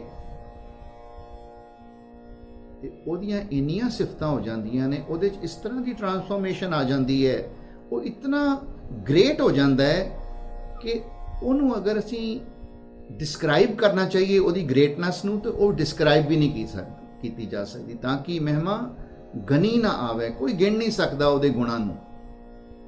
ਜਿਹਦੇ ਹਿਰਦੇ 'ਚ ਇੱਕ ਕਿਣਕਾ, ਇੱਕ ਛੋਟਾ ਜਿਹਾ ਕਿਣਕਾ ਵੀ ਕਿਉਂ ਨਾ ਵਾਹਿਗੁਰੂ ਦਾ ਵਸ ਜਾਵੇ, ਉਹਦੀ ਮਹਿਮਾ ਜਿਹੜੀ ਹੈ ਅਪਰੰਪਾਰ ਹੋ ਜਾਂਦੀ ਹੈ। ਅੱਗੇ ਸਤਿਗੁਰੂ ਫਰਮਾਉਂਦੇ ਨੇ, ਕਾਂਖੀ ਏਕੈ ਦਰਸ ਤੁਹਾਰੋ। ਕਾਂਖੀ ਵੀ ਜਿੱਦਾਂ ਆਪਾਂ ਗੱਲ ਕੀਤੀ ਸੀ ਸਿਮਰੋ ਦੀ, ਜਿਸ ਤਰ੍ਹਾਂ ਬਿਸੁੰਭਰ ਦੀ ਗੱਲ ਕੀਤੀ ਸੀ ਕਿ ਅਸਲੀ ਅੱਖਰ ਜਿਹੜਾ ਸੰਸਕ੍ਰਿਤ ਦਾ ਉਹ ਹੋਰ ਹੁੰਦਾ ਹੈ ਤੇ ਉਹ ਸਿੰਪਲੀਫਾਈ ਹੋ ਜਾਂਦਾ ਹੈ। ਸੰਸਕ੍ਰਿਤ ਦਾ ਵਰਡ ਹੈ ਆਕਾਂक्षा। ਆਕਾਂक्षा ਮਤਲਬ ਡਿਜ਼ਾਇਰ, ਤੇ ਜਿਹੜਾ ਆਕਾਂक्षा ਰੱਖਦਾ ਹੈ, the one who keeps the desire, ਉਹਨੂੰ ਕਹਿੰਦੇ ਨੇ ਆਕਾਂक्षी। ਸੋ ਆਕਾਂक्षी ਜਿਹੜਾ ਵਰਡ ਹੈ ਸੰਸਕ੍ਰਿਤ ਦਾ, ਉਹ ਸਿੰਪਲੀਫਾਈ ਹੋ ਕੇ ਕਾਂਖੀ ਬਣ ਗਿਆ। ਕਾਂਖੀ ਇਹ ਸਾਡੀ ਲੋਕਾਂ ਦੀ ਬੋਲੀ ਹੈ, ਸਾਡੀ ਆਮ ਸਧਾਰਨ ਇਨਸਾਨ ਦੀ ਬੋਲੀ ਵਿੱਚ ਮਹਾਰਾਜ ਨੇ ਬਾਣੀ ਲਿਖੀ ਹੈ। ਇਹਦੇ 'ਚ ਜਿਹੜੇ ਵੀ ਟੰਗ ਟਵਿਸਟਰ ਨੇ ਮਹਾਰਾਜ ਨੇ, ਉਹ ਜਿਹੜੇ ਬੋਲੇ ਜਾਂਦੇ ਸਨ, ਕਾਮਨ ਮੈਨ, ਕਾਮਨ ਪਰਸਨ ਜੋ ਬੋਲਦਾ ਸੀ ਬੋਲੀ, ਮਹਾਰਾਜ ਨੇ ਉਹ ਅੱਖਰ ਇਸ ਬਾਣੀ 'ਚ ਵਰਤੇ ਨੇ। ਸੋ ਕਾਂਖੀ ਅੱਖਰ ਜਿਹੜਾ ਹੈ, ਇਹਦਾ ਅਸਲੀ ਅੱਖਰ ਜੋ ਸੰਸਕ੍ਰਿਤ ਦਾ ਹੈ ਉਹ ਹੈ ਆਕਾਂक्षी। मीनिंग सेम है, there is no difference in the meaning। ਕਾਂਖੀ ਦਾ ਮਤਲਬ ਇਹ ਹੋਈ ਹੈ the one who keeps desire। ਜਿਹਦੇ ਮਨ ਵਿੱਚ ਇਹ ਡਿਜ਼ਾਇਰ ਹੈ, ਕਾਦੀ ਡਿਜ਼ਾਇਰ? ਦਰਸ ਤੁਹਾਰੋ, ਹੈ ਵਾਹਿਗੁਰੂ, ਜਿਹਦੇ ਮਨ ਵਿੱਚ ਇਹ ਇੱਛਾ ਹੈ ਕਿ ਤੇਰੇ ਦਰਸ਼ਨ ਹੋ ਜਾਣ, ਜਿਨ੍ਹਾਂ ਨੂੰ ਤੇਰੇ ਦਰਸ਼ਨਾਂ ਦੀ ਇੱਛਾ ਹੈ, ਤੇਰੇ ਦਰਸ਼ਨਾਂ ਦੀ ਖਿੱਚ ਹੈ, ਜਿਨ੍ਹਾਂ ਨੂੰ ਤੇਰੇ ਦਰਸ਼ਨ ਕਰਨ ਦੀ ਡਿਜ਼ਾਇਰ ਹੈ, ਜਿਨ੍ਹਾਂ ਦੇ ਮਨ ਵਿੱਚ, ਮਹਾਰਾਜ ਕਹਿੰਦੇ ਨੇ, ਨਾਨਕ ਉਨ ਸੰਗ ਮੋਹੇ ਉਧਾਰੋ। ਮੈਨੂੰ ਤੇ ਕੁਝ ਵੀ ਨਹੀਂ ਆਉਂਦਾ, ਮੈਂ ਤੇ ਕੁਝ ਵੀ ਨਹੀਂ ਜਾਣਦਾ। ਜਿਹੜੇ ਤੇਰੇ ਦਰਸ਼ਨਾਂ ਦੀ ਤਾਂਘ ਰੱਖਦੇ ਨੇ, ਉਹਨਾਂ ਨੂੰ ਤਾਂ ਤੂੰ ਦਰਸ਼ਨ ਦੇ ਹੀ ਦੇਣੇ ਨੇ, ਉਹਨਾਂ ਦਾ ਤਾਂ ਉਧਾਰ ਹੋਈ ਜਾਣਾ, ਉਹਨਾਂ ਤੇ ਬਖਸ਼ਿਆ ਹੀ ਜਾਣਾ, ਪਰ ਉਹਨਾਂ ਦੇ ਨਾਲ ਨਾਲ ਮੈਨੂੰ ਵੀ ਬਖਸ਼ ਲਈ। ਉਹਨਾਂ ਦੀ ਕਿਰਪਾ ਦਾ ਸਦਕਾ ਕਿਤੇ ਮੈਂ ਵੀ ਬਖਸ਼ਿਆ ਜਾਵਾਂ। ਨਿਮਰਤਾ ਦੇਖੋ, ਹਿਊਮਿਲਿਟੀ ਦੇਖੋ। ਸਤਿਗੁਰੂ ਇੱਥੇ ਇਹ ਨਹੀਂ ਕਹਿੰਦੇ ਕਿ I am candidate for this, ਨਹੀਂ ਕਹਿੰਦੇ, ਨਹੀਂ, ਉਹ ਜਿਹੜੀ ਤਾਂਘ ਰੱਖਦੇ ਨੇ ਉਹ ਕੈਂਡੀਡੇਟ ਨੇ ਤੇਰੇ ਦਰਸ਼ਨਾਂ ਦੇ, ਪਰ ਮੈਂ ਉਹਨਾਂ ਦੇ ਨੇੜੇ ਹੋਵਾਂ, ਉਹਨਾਂ ਦੀ ਸੰਗਤ ਮੈਨੂੰ ਮਿਲ ਜਾਏ, ਤੇ ਉਹਨਾਂ ਨੂੰ ਜਦੋਂ ਤੂੰ ਦਰਸ਼ਨ ਦੇਂਗਾ, ਉਹਨਾਂ ਦਾ ਜਦੋਂ ਉਧਾਰ ਕਰੇਗਾ, ਉਹਨਾਂ ਨੂੰ ਜਦੋਂ ਤੂੰ ਬਖਸ਼ੇਗਾ, ਤੇ ਮੈਂ ਵੀ ਕੋਲ ਖੜਾ ਹੋਵਾਂਗਾ ਤੇ ਮੈਨੂੰ ਵੀ ਬਖਸ਼ ਲਈ। ਉਨ ਸੰਗ, ਉਹਨਾਂ ਦੀ ਸੰਗਤ ਮੈਨੂੰ ਮੈਂ ਕਰਾਂ ਤੇ ਮੇਰਾ ਵੀ ਉਧਾਰ ਹੋ ਜਾਏਗਾ। ਉਧਾਰ ਜਿਹੜਾ ਹੈ ਉਹ to cross over a difficult ocean or to cross over a difficult river. ਇਹ ਉਧਾਰ ਅੱਖਰ ਹੁੰਦਾ ਹੈ ਜਿਹੜੇ ਤਰ ਕੇ ਸਵਿਮ ਕਰਕੇ ਨਿਕਲ ਜਾਂਦੇ ਨੇ, ਉਹ ਕਹਿੰਦੇ ਜੀ ਉਧਾਰ ਹੋ ਗਿਆ। ਤੇ ਇਹਦਾ ਆਪੋਜ਼ਿਟ ਕੀ ਹੁੰਦਾ ਹੈ? ਜਿਹੜੇ ਡੁੱਬ ਜਾਂਦੇ ਨੇ, ਜਿਹੜੇ ਡਰਾਊਨ ਕਰ ਜਾਂਦੇ ਨੇ, ਗਰਕ ਹੋ ਜਾਂਦੇ ਨੇ ਭਵ ਸਾਗਰ ਦੇ ਵਿੱਚ। ਇਸ ਜੀਵਨ ਨੂੰ ਵੀ, ਇਸ ਦੁਨੀਆ ਨੂੰ ਵੀ ਭਵ ਸਾਗਰ ਕਿਹਾ ਹੈ। ਇਹ ਇੱਕ ਮੈਟਾਫੋਰ ਹੈ ਜੋ ਬਾਣੀ 'ਚ ਬੜੀ ਵਾਰੀ ਯੂਜ਼ ਕੀਤਾ ਜਾਂਦਾ ਹੈ। ਭਵ ਸਾਗਰ ਤੇ ਉਧਾਰ ਦਾ ਮਤਲਬ ਹੈ ਕ੍ਰਾਸ ਓਵਰ, ਮਤਲਬ ਅਸੀਂ ਆਪਣੀ ਡੈਸਟੀਨੇਸ਼ਨ ਤੱਕ ਪਹੁੰਚ ਸਕੀਏ, ਮੇਰਾ ਵੀ ਉਧਾਰ ਹੋ ਜਾਏ ਉਹਨਾਂ ਦੀ ਬਦੌਲਤ। ਤੇ ਮਹਾਰਾਜ ਇੱਥੇ ਨਾਨਕ ਅੱਖਰ ਜਿਹੜਾ ਹੈ ਇਹ ਕੱਕੇ ਨੂੰ ਨਾ ਤੇ ਸਿਹਾਰੀ ਹੈ ਤੇ ਨਾ ਔਂਕੜ ਹੈ। ਸੋ ਇਹਦਾ ਮਤਲਬ ਹੈ ਕਿ Nanak is not part of the sentence, it's just a stamp of Guru Nanak Dev Ji। so ਉਹਨਾਂ ਦੀ ਸੰਗਤ ਕਰਕੇ ਕਿਤੇ ਮੈਂ ਵੀ ਬਖਸ਼ਿਆ ਜਾਵਾਂ, ਮੈਂ ਵੀ ਆਪਣੀ ਮੰਜ਼ਿਲ ਤੱਕ ਪਹੁੰਚ ਸਕਾਂ, ਇਹ ਉਹਨਾਂ ਦੀ ਸੰਗਤ ਦੀ ਬਦੌਲਤ ਹੋਏਗੀ। ਸੋ ਸਿਮਰਨ ਤੇ ਸਿਮਰਨ ਦੀ ਮਹਿਮਾ ਤੇ ਸਿਮਰਨ ਦਾ ਬੈਨੀਫਿਟ ਜਿਹੜਾ ਹੈ ਸਤਿਗੁਰੂ ਇਸ ਪਹਿਲੇ ਸ਼ਬਦ ਵਿੱਚ ਸਾਨੂੰ ਦਰਸਾਉਂਦੇ ਹਨ। दूसरा शब्द है सुख मनी सुख अमृत प्रभ नाम, भगत जना कै मन विश्राम रहाओ। सारे सुखमनी साहब दे चैप्टर दे विचों ये पहली अष्टपदी दा दूसरा शब्द जिहड़ा है, इहदा पहला पोर्शन जिहड़ा है वो रहाओ दी तुक है। ये सारे ही सुखमनी साहब दा ਸੈਂਟਰਲ ਮੈਸੇਜ ਹੈ, ਜਿਹਦੇ 'ਚ ਮਹਾਰਾਜ ਸਾਨੂੰ ਦਰਸਾਉਂਦੇ ਨੇ, ਸਮਝਾਉਂਦੇ ਨੇ ਕਿ ਸੁਖ ਮਨੀ ਸੁਖ ਅੰਮ੍ਰਿਤ ਪ੍ਰਭ ਨਾਮ। ਸੁਖਮਨੀ ਦੇ ਵੀ ਵਿਦਵਾਨਾਂ ਨੇ ਦੋ ਅਰਥ ਕੀਤੇ ਨੇ। ਇੱਕ ਸੁੱਖਾਂ ਦੀ ਮਣੀ, ਜਿਵੇਂ ਡਾਇਮੰਡ ਹੁੰਦਾ ਹੈ, ਜਿਵੇਂ ਹੋਰ ਕੋਈ ਪ੍ਰੈਸ਼ੀਅਸ ਸਟੋਨ ਹੋਵੇ ਉਹਨੂੰ ਮਣੀ ਕਿਹਾ ਜਾਂਦਾ ਹੈ। ਚਮਕਦਾ ਹੋਇਆ ਪੱਥਰ, ਕੋਈ ਕੀਮਤੀ ਪੱਥਰ, ਉਹਨੂੰ ਮਣੀ ਕਿਹਾ ਜਾਂਦਾ ਹੈ। ਤੋ ਇਹ ਸੁੱਖਾਂ ਦੀ ਮਣੀ ਹੈ। ਇੱਕ ਇਹ ਵੀ ਇੰਟਰਪ੍ਰੀਟੇਸ਼ਨ ਹੈ ਤੇ ਦੂਜੀ ਇੰਟਰਪ੍ਰੀਟੇਸ਼ਨ ਇਹ ਹੈ ਕਿ ਮਨ ਨੂੰ ਸੁੱਖ ਦੇਣ ਵਾਲੀ, ਜਿਹਦੇ ਨਾਲ ਮਨ ਸੁਖੀ ਹੋ ਜਾਂਦਾ ਹੈ, ਸੁਖ ਮਨੀ। ਸੋ ਦੋਨੋਂ ਹੀ ਜਿਹੜੇ ਇੰਟਰਪ੍ਰੀਟੇਸ਼ਨਸ ਨੇ ਉਹ ਬਿਲਕੁਲ ਅਪਰੋਪਰੀਏਟ ਨੇ, ਬਹੁਤ ਠੀਕ ਨੇ ਆਪਣੀ ਜਗ੍ਹਾ ਤੇ। ਇੱਥੇ ਮਹਾਰਾਜ ਕਹਿੰਦੇ ਨੇ ਅਗਰ ਸੁੱਖਾਂ ਦੀ ਮਣੀ ਦੀ ਗੱਲ ਕਰੀਏ ਤੇ ਉਹਦਾ ਸੁੱਖ ਜਿਹੜਾ ਹੁੰਦਾ ਹੈ, ਜਿਹਦੇ ਕੋਲ ਉਹ ਕੀਮਤੀ ਹੀਰਾ ਹੁੰਦਾ ਹੈ, ਉਹ ਬੜਾ ਸੁਖੀ ਮਹਿਸੂਸ ਕਰਦਾ ਹੈ। ਤੇ ਮਹਾਰਾਜ ਕਹਿੰਦੇ ਨੇ ਇਹ ਮਨ ਨੂੰ ਸੁੱਖ ਤਾਂ ਮਿਲਦਾ ਹੈ ਜਦੋਂ ਅਸੀਂ ਵਾਹਿਗੁਰੂ ਦੇ ਨਾਮ ਦੇ ਨਾਲ ਜੁੜਦੇ ਹਾਂ। ਪ੍ਰਭੂ ਦਾ ਨਾਮ ਜੋ ਕਿ ਅੰਮ੍ਰਿਤ ਹੈ, ਅੰਮ੍ਰਿਤ ਨਾਮ ਜਿਹੜਾ ਹੈ ਪ੍ਰਭੂ ਦਾ, ਉਹੋ ਹੀ ਸੁੱਖਾਂ ਦੀ ਮਣੀ ਹੈ। ਸਾਨੂੰ ਕਿਸੇ ਹੋਰ ਮਣੀ ਲੱਭਣ ਦੀ ਲੋੜ ਨਹੀਂ, ਸਾਨੂੰ ਕਿਸੇ ਹੋਰ ਮਣੀ ਕੋਲ ਜਾਣ ਦੀ ਲੋੜ ਨਹੀਂ। ਤੇ ਜੇ ਦੂਜੀ ਇੰਟਰਪ੍ਰੀਟੇਸ਼ਨ ਦੇਖੋ ਤੇ ਸੁੱਖ ਜਿਹਦੇ ਨਾਲ ਮਨ ਨੂੰ ਮਿਲੇ ਉਹ ਕੀ ਹੈ? ਪਰਮਾਤਮਾ ਦਾ ਨਾਮ, ਅੰਮ੍ਰਿਤ ਪ੍ਰਭ ਨਾਮ। ਪ੍ਰਭੂ ਨਾਮ ਦਾ ਜਿਹੜਾ ਅੰਮ੍ਰਿਤ ਹੈ ਉਹਦੇ ਨਾਲ ਹੀ ਮਨ ਨੂੰ ਸੁੱਖ ਮਿਲਦਾ ਹੈ। ਤੇ ਭਗਤ ਜਨਾ ਕੇ ਮਨ ਵਿਸਰਾਮ, ਤੇ ਉਹ ਨਾਮ ਜਿਹੜਾ ਹੈ, ਉਹ ਜਿਹੜੇ ਭਗਤ ਜਨ ਹੁੰਦੇ ਨੇ, ਜਿਹੜੇ ਭਗਤੀ ਕਰਦੇ ਨੇ, ਜਿਹੜੇ ਉਹਦੇ ਨਾਲ ਜੁੜਦੇ ਨੇ, ਉਹਦੇ ਰਸਤੇ ਤੇ ਚੱਲਦੇ ਨੇ, ਉਹਨੂੰ ਪ੍ਰਾਪਤ ਕਰਨ ਦੀ ਤਾਂਘ ਰੱਖਦੇ ਨੇ, ਉਹੀ ਭਗਤ ਨੇ। ਜਿਨ੍ਹਾਂ ਨੇ ਆਪਣੇ ਜੀਵਨ ਨੂੰ ਇੱਕ ਡਿਸਪਲਿਨ ਦੇ ਵਿੱਚ ਲੈ ਕੇ ਆਂਦਾ ਹੈ, ਉਹੀ ਭਗਤ ਨੇ। ਤੇ ਉਹਨਾਂ ਭਗਤ ਜਨਾਂ ਦੇ ਮਨ ਦੇ ਵਿੱਚ ਇਹ ਨਾਮ ਵਸਦਾ ਹੈ, ਮਨ ਦੇ ਵਿੱਚ ਇਹ ਨਾਮ ਟਿਕਦਾ ਹੈ, ਮਨ ਦੇ ਵਿੱਚ ਇਹ ਨਾਮ ਰਹਿੰਦਾ ਹੈ। ਉਹਨਾਂ ਦਾ ਮਨ ਹੀ ਇਸ ਨਾਮ ਦਾ ਘਰ ਹੈ। ਤੇ ਜੇ ਦੂਸਰੇ ਇੰਟਰਪ੍ਰੀਟੇਸ਼ਨ ਦੇਖੋ ਤੇ ਉਹਨਾਂ ਦੇ ਮਨ ਨੂੰ ਵਿਸ਼ਰਾਮ ਵੀ ਮਿਲਦਾ ਹੈ, ਉਹਨਾਂ ਦੇ ਮਨ ਦੀ ਨੱਠ ਭੱਜ ਹਟ ਜਾਂਦੀ ਹੈ, ਉਹਨਾਂ ਦੇ ਮਨ ਦੀ ਦੌੜ ਭੱਜ ਜਿਹੜੀ ਹਮੇਸ਼ਾ ਲੱਗੀ ਰਹਿੰਦੀ, ਕਦੇ ਮੁੱਕਦੀ ਨਹੀਂ, ਉਹਨੂੰ ਵਿਸ਼ਰਾਮ ਮਿਲ ਜਾਂਦਾ ਹੈ, ਉਹਨੂੰ ਸਾਹ ਮਿਲ ਜਾਂਦਾ ਹੈ, ਉਹਨੂੰ ਆਰਾਮ ਮਿਲ ਜਾਂਦਾ ਹੈ। ਇਹਦਾ ਦੂਸਰਾ ਅਰਥ ਹੈ ਵਿਸ਼ਰਾਮ ਦਾ। ਸੁੱਖ ਦੇਣ ਵਾਲਾ ਵਾਹਿਗੁਰੂ ਦਾ ਨਾਮ ਹੈ ਤੇ ਉਹ ਨਾਮ ਜਿਹੜਾ ਹੈ ਜਪਣ ਵਾਲਿਆਂ ਦੇ ਹਿਰਦੇ 'ਚ ਵਸ ਜਾਂਦਾ ਹੈ, ਮਨ ਵਿੱਚ ਵਸ ਜਾਂਦਾ ਹੈ। ਇਹ ਰਹਾਉ ਦੀ ਤੁਕ ਹੈ। ਨਾਮ ਸੈਂਟਰਲ ਸਟੇਜ ਤੇ ਹੈ ਤੇ ਸੁੱਖ ਸਾਈਡ ਇਫੈਕਟ ਹੈ। ਅਸਲੀ ਐਲੀਮੈਂਟ ਇੱਥੇ ਵਾਹਿਗੁਰੂ ਦਾ ਨਾਮ ਹੈ ਤੇ ਨਾਮ ਦੇ ਹੋਣ ਦੇ ਨਾਲ ਮਨ ਨੂੰ ਸੁੱਖ ਮਿਲਦਾ ਹੈ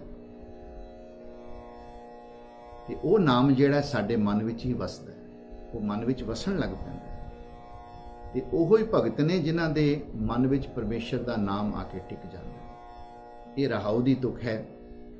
ਅੱਗੇ ਸਤਿਗੁਰੂ ਇਸ ਦੂਜੇ ਸ਼ਬਦ ਵਿੱਚ ਸਤਿਗੁਰੂ ਅਗਲੀ ਲਾਈਨ ਵਿੱਚ ਅਗਲੀ ਤੁਕ 'ਚ ਫਰਮਾਉਂਦੇ ਨੇ, ਪ੍ਰਭ ਕੈ ਸਿਮਰਨ ਗਰਭ ਨਾ ਬਸੈ, ਪ੍ਰਭ ਕੈ ਸਿਮਰਨ ਦੁਖ ਜਮ ਨਸੈ। ਜਿਹੜੇ ਪ੍ਰਭੂ ਦੇ ਸਿਮਰਨ ਵਿੱਚ ਜੁੜ ਜਾਂਦੇ ਨੇ ਜਾਂ ਜਿਹੜੇ ਪ੍ਰਭੂ ਦਾ ਸਿਮਰਨ ਕਰਨ ਲੱਗ ਪੈਂਦੇ ਨੇ, ਵਾਹਿਗੁਰੂ ਦੇ ਸਿਮਰਨ ਦੇ ਨਾਲ ਦੁਬਾਰਾ ਜਨਮ ਨਹੀਂ ਹੁੰਦਾ। This vicious cycle of birth and death is finished. ਜਿਹੜੇ ਉਦੋਂ ਯਾਦ ਰੱਖਣ ਲੱਗ ਪੈਂਦੇ ਨੇ ਉਹ ਫੇ ਦੁਬਾਰਾ ਜਨਮ ਨਹੀਂ ਲੈਂਦੇ, ਉਹਨਾਂ ਦਾ ਜੰਮਣਾ ਮਰਨਾ ਕੱਟਿਆ ਜਾਂਦਾ, ਜਨਮ ਵਿੱਚ ਨਹੀਂ ਆਉਂਦੇ। ਗਰਭ ਨਾ ਬਸੈ ਤੇ ਪ੍ਰਭ ਕੈ ਸਿਮਰਨ ਦੁਖ ਜਮ ਨਸੈ। ਉਹਨਾਂ ਦੇ ਜਿਹੜੇ ਉਹਦਾ ਨਾਮ ਸਿਮਰਦੇ ਨੇ, ਪ੍ਰਭੂ ਦੇ ਨਾਮ ਨੂੰ ਯਾਦ ਰੱਖਦੇ ਨੇ, ਪ੍ਰਭੂ ਨੂੰ ਯਾਦ ਰੱਖਦੇ ਨੇ, ਜਮਾਂ ਦਾ ਦੁੱਖ ਵੀ ਨੱਠ ਜਾਂਦਾ, ਜਮਾਂ ਦਾ ਦੁੱਖ ਵੀ ਦੂਰ ਹੋ ਜਾਂਦਾ। ਜਮ ਕੀ ਹੈ? ਮੌਤ। ਤੇ ਮੌਤ ਦਾ ਡਰ, ਮੌਤ ਦਾ ਦੁੱਖ ਵੱਡਾ ਦੁੱਖ ਹੈ। ਸਾਡੀ ਬੋਲੀ ਤੇ ਆਮ ਕਹਿੰਦੇ ਵੀ ਉਹਨੂੰ ਇੰਨਾ ਉਹਦੇ ਤੇ ਦੁੱਖ ਪਿਆ, ਉਹ ਤੇ ਮਾਰੀ ਚੱਲਿਆ ਸੀ ਜਾਂ ਤੇ ਮਰ ਹੀ ਗਿਆ ਸੀ, ਯੂ ਨੋ। ਸੋ ਮਰਨਾ is a big event and ਇਹ ਬਹੁਤ ਡਰਾਵਣੀ ਗੱਲ ਮੰਨੀ ਜਾਂਦੀ ਹੈ ਦੁਨੀਆ ਦੇ ਵਿੱਚ, ਮਰ ਜਾਣਾ। ਤੋ ਇਹ ਮੌਤ ਦਾ ਡਰ ਜਿਹੜਾ ਹੈ ਇਹ ਵੀ ਦੁੱਖ ਦਿੰਦਾ ਹੈ ਬੰਦੇ ਨੂੰ। ਤੋ ਮਹਾਰਾਜ ਕਹਿੰਦੇ ਨੇ ਜਿਹੜੇ ਪ੍ਰਭੂ ਨੂੰ ਯਾਦ ਰੱਖਦੇ ਨੇ ਉਹਨਾਂ ਦਾ ਮੌਤ ਦਾ ਡਰ ਤੇ ਉਸ ਡਰ ਦੇ ਨਾਲ ਜੋ ਦੁੱਖ ਮਿਲਦਾ ਹੈ ਉਹ ਸਭ ਦੂਰ ਹੋ ਜਾਂਦਾ ਹੈ, ਸਭ ਦੌੜ ਜਾਂਦੇ ਨੇ, ਸਭ ਖਤਮ ਹੋ ਜਾਂਦੇ ਨੇ। ਪ੍ਰਭ ਕੈ ਸਿਮਰਨ ਕਾਲ ਪਰ ਹਰੈ। ਕਾਲ ਦਾ ਆਖਰੀ ਅਰਥ ਹੈ ਟਾਈਮ, ਪਰ ਬੜੀ ਵਾਰੀ ਕਾਲ ਜਿਹੜਾ ਹੈ ਉਹ ਮੌਤ ਦੇ ਸਮੇਂ ਦੇ ਵਾਸਤੇ ਵਰਤਿਆ ਗਿਆ। ਸੋ ਇੱਥੇ ਮੌਤ ਦੀ ਗੱਲ ਹੈ ਕਿ ਮੌਤ ਪਰੇ ਹਟ ਜਾਂਦੀ ਹੈ। ਸਮਝਣ ਵਾਲੀ ਗੱਲ ਹੈ। ਹਰ ਕੋਈ ਜਾਣਦਾ ਹੈ ਤੇ ਗੁਰੂ ਮਹਾਰਾਜ ਦੀ ਬਾਣੀ ਵੀ ਸਾਨੂੰ ਦੱਸਦੀ ਹੈ ਕਿ ਰਾਮ ਗਇਓ ਰਾਵਣ ਗਇਓ ਜਾਂ ਕੋ ਬਹੁ ਪਰਿਵਾਰ, ਕਹੋ ਨਾਨਕ ਥਿਰ ਕਛ ਨਹੀਂ, ਸੁਪਨੇ ਜਿਉ ਸੰਸਾਰ। ਮਹਾਰਾਜ ਜੀ ਵੀ ਕਹਿੰਦੇ ਨੇ ਕਿ ਚਿੰਤਾ ਤਾਂ ਕੀ ਕੀਜੀਏ ਜੋ ਅਨਹੋਨੀ ਹੋਏ, ਇਹ ਮਾਰਗ ਸੰਸਾਰ ਕੋ ਨਾਨਕ ਥਿਰ ਨਹੀਂ ਕੋਏ। ਇੱਥੇ ਕੋਈ ਵੀ ਹਮੇਸ਼ਾ ਨਹੀਂ ਰਹਿੰਦਾ, ਜਿਨੇ ਜਨਮ ਲਿਆ ਉਹਨੇ ਮਰ ਜਾਣਾ।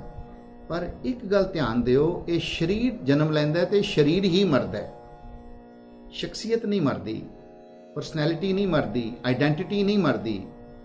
ਤੇ ਉਹ ਜਿਹੜੇ ਵਾਹਿਗੁਰੂ ਨਾਲ ਇੱਕਮਿਕ ਹੋ ਜਾਂਦੇ ਨੇ, ਜਿਨ੍ਹਾਂ ਨੂੰ ਵਾਹਿਗੁਰੂ ਮਿਲ ਪੈਂਦਾ ਹੈ, ਉਹ ਤੇ ਕਦੇ ਵੀ ਨਹੀਂ ਮਰਦੇ, ਕਿਉਂਕਿ ਵਾਹਿਗੁਰੂ ਕਦੇ ਨਹੀਂ ਮਰਦਾ। ਤੇ ਜਿਹੜਾ ਕਾਲ ਹੈ, ਮੌਤ ਦਾ ਡਰ ਹੈ, ਮੌਤ ਦਾ ਭੌ ਜਿਹੜਾ ਹੈ ਉਹ ਹਟ ਜਾਂਦਾ ਹੈ। ਪਰ ਹਰੈ ਮਤਲਬ ਪਾਸੇ ਹੋ ਜਾਂਦਾ ਹੈ, ਖਤਮ ਹੋ ਜਾਂਦਾ ਹੈ। ਤੇ ਪ੍ਰਭ ਕੈ ਸਿਮਰਨ ਦੁਸ਼ਮਨ ਟਰੈ।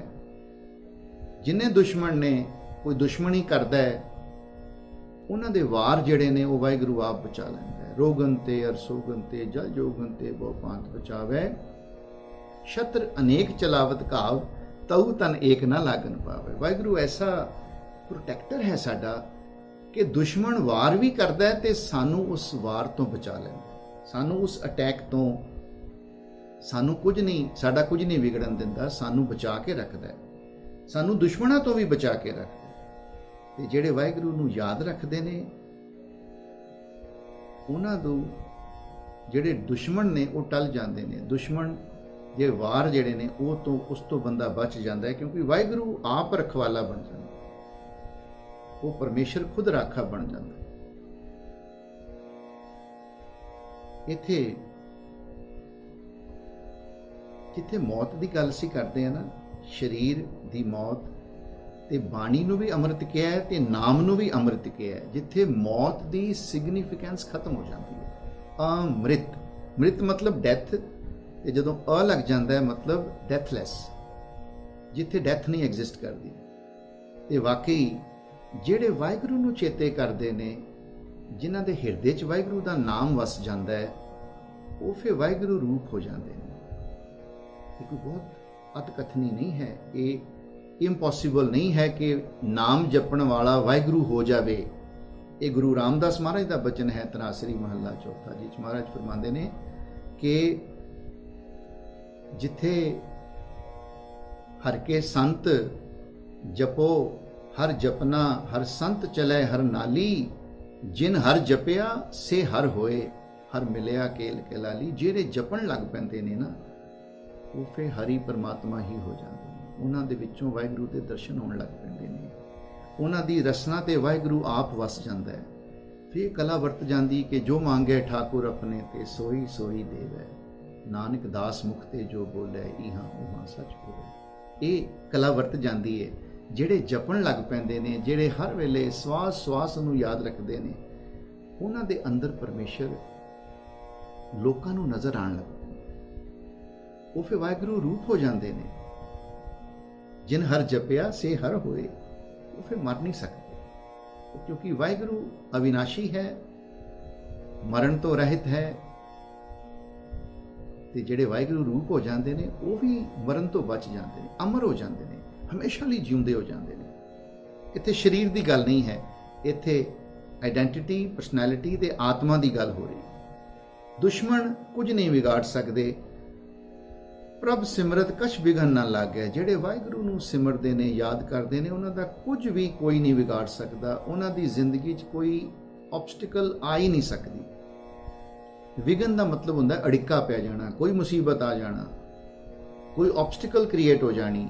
ਨਹੀਂ, ਮਹਾਰਾਜ ਕਹਿੰਦੇ ਨੇ ਜਿਹੜੇ ਪ੍ਰਭੂ ਨੂੰ ਯਾਦ ਰੱਖਦੇ ਨੇ, ਵਾਹਿਗੁਰੂ ਨੂੰ ਯਾਦ ਰੱਖਦੇ ਨੇ, ਉਹਨਾਂ ਦੀ ਜ਼ਿੰਦਗੀ ਦੀਆਂ ਸਾਰੀਆਂ ਔਕੜਾਂ ਖਤਮ ਹੋ ਜਾਂਦੀਆਂ ਨੇ।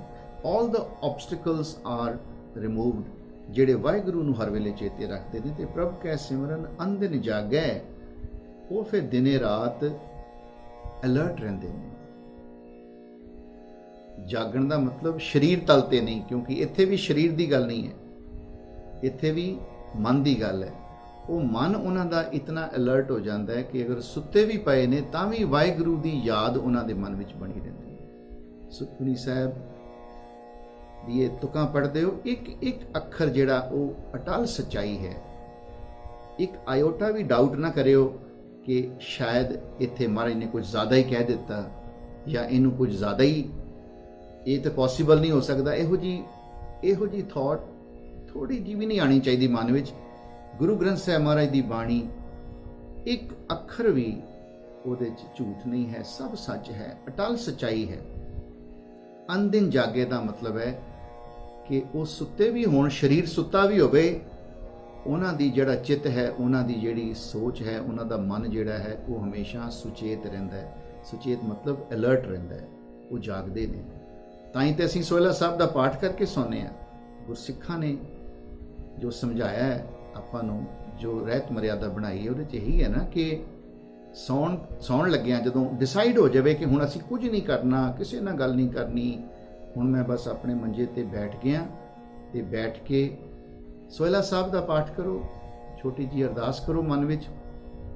ਤੇ ਬਜ਼ੁਰਗ ਕਹਿੰਦੇ ਸਨ ਕਿ ਮਨ ਵਿੱਚ ਵਾਹਿਗੁਰੂ ਵਾਹਿਗੁਰੂ ਵਾਹਿਗੁਰੂ ਵਾਹਿਗੁਰੂ ਬਿਨਾਂ ਬੋਲੇ ਮਨ ਵਿੱਚ ਯਾਦ ਰੱਖਣਾ ਕਰਨਾ ਸ਼ੁਰੂ ਕਰ ਦਿਓ। ਜਦੋਂ ਵਾਹਿਗੁਰੂ ਵਾਹਿਗੁਰੂ ਕਰਦਿਆਂ ਨੂੰ ਨੀਂਦ ਆਏਗੀ ਨਾ, ਤੇ ਜਦੋਂ ਸਵੇਰੇ ਜਾਗ ਆਏਗੀ, ਐਕਸਪੈਰੀਮੈਂਟ ਕਰਕੇ ਵੇਖ ਲਿਓ, ਇੱਦਾਂ ਲੱਗੇਗਾ ਕਿ ਸ਼ਾਇਦ ਸਾਰੀ ਰਾਤ ਹੀ ਅਸੀਂ ਵਾਹਿਗੁਰੂ ਵਾਹਿਗੁਰੂ ਕਰਦੇ ਰਹੇ। ਇਹ ਅਨਦਿਨ ਜਾਗੇ ਵਾਲਾ ਇੱਕ ਛੋਟਾ ਜਿਹਾ ਟ੍ਰੇਲਰ ਹੈ, ਐਗਜ਼ਾਮਪਲ ਹੈ। ਲੇਕਿਨ ਸੁੱਤੇ ਪਏ ਵੀ ਉਹ ਸੁੱਤੇ ਨਹੀਂ ਹੁੰਦੇ, ਜਿਹੜੇ ਵਾਹਿਗੁਰੂ ਨੂੰ ਚੇਤੇ ਰੱਖਦੇ ਨੇ, ਵਾਹਿਗੁਰੂ ਨੂੰ ਯਾਦ ਕਰਦੇ ਨੇ। ਅਗਲੀਆਂ ਤੁਕਾਂ ਹਨ, ਸਤਿਗੁਰੂ ਕਹਿੰਦੇ ਨੇ ਪ੍ਰਭ ਕੈ ਸਿਮਰਨ ਭਉ ਨਾ ਵਿਆਪੈ। ਉਹਨਾਂ ਦੀ ਜ਼ਿੰਦਗੀ 'ਚ ਕੋਈ ਡਰ ਨਹੀਂ ਆ ਸਕਦਾ, ਕੋਈ ਫੀਅਰ ਉਹਨਾਂ ਦੇ ਅੰਦਰ ਆ ਨਹੀਂ ਸਕਦਾ, ਉਹਨਾਂ ਦਾ ਕੁਝ ਨਹੀਂ ਵਿਗਾੜ ਸਕਦਾ। ਭਉ ਹੁੰਦਾ ਡਰ, ਕੋਈ ਡਰ ਨਹੀਂ ਲੱਗਦਾ ਉਹਨਾਂ ਨੂੰ, ਨਿਡਰ ਹੋ ਜਾਂਦੇ ਨੇ ਜਿਹੜੇ ਵਾਹਿਗੁਰੂ ਨੂੰ ਹਰ ਵੇਲੇ ਯਾਦ ਰੱਖਦੇ ਨੇ। ਤੇ ਪ੍ਰਭ ਕੈ ਸਿਮਰਨ ਦੁੱਖ ਨਾ ਸੰਤਾਪੈ। ਦੁੱਖ ਜਿਹੜੇ ਨੇ ਉਹ ਨਹੀਂ ਨੇੜੇ ਆਉਂਦੇ, ਦੁੱਖਾਂ ਦਾ ਸੰਤਾਪ, ਦੁੱਖਾਂ ਦੀ ਤਕਲੀਫ ਉਹਨਾਂ ਦੀ ਜ਼ਿੰਦਗੀ 'ਚ ਨਹੀਂ ਆਉਂਦੀ ਜਿਹੜੇ ਵਾਹਿਗੁਰੂ ਨੂੰ ਯਾਦ ਰੱਖਦੇ ਨੇ। ਤੇ ਪ੍ਰਭ ਕਾ ਸਿਮਰਨ ਸਾਧ ਕੈ ਸੰਗ। ਨਾਮ ਜਪਣ ਵਾਲਿਆਂ ਦੇ ਨਾਲ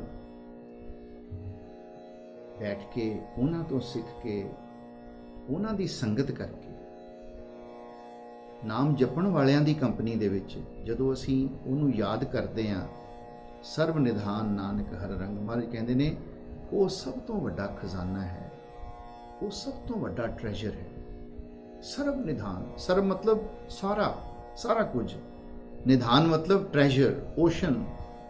ਉਹ ਇੱਕ ਬਹੁਤ ਵੱਡਾ ਖਜ਼ਾਨਾ ਹੈ।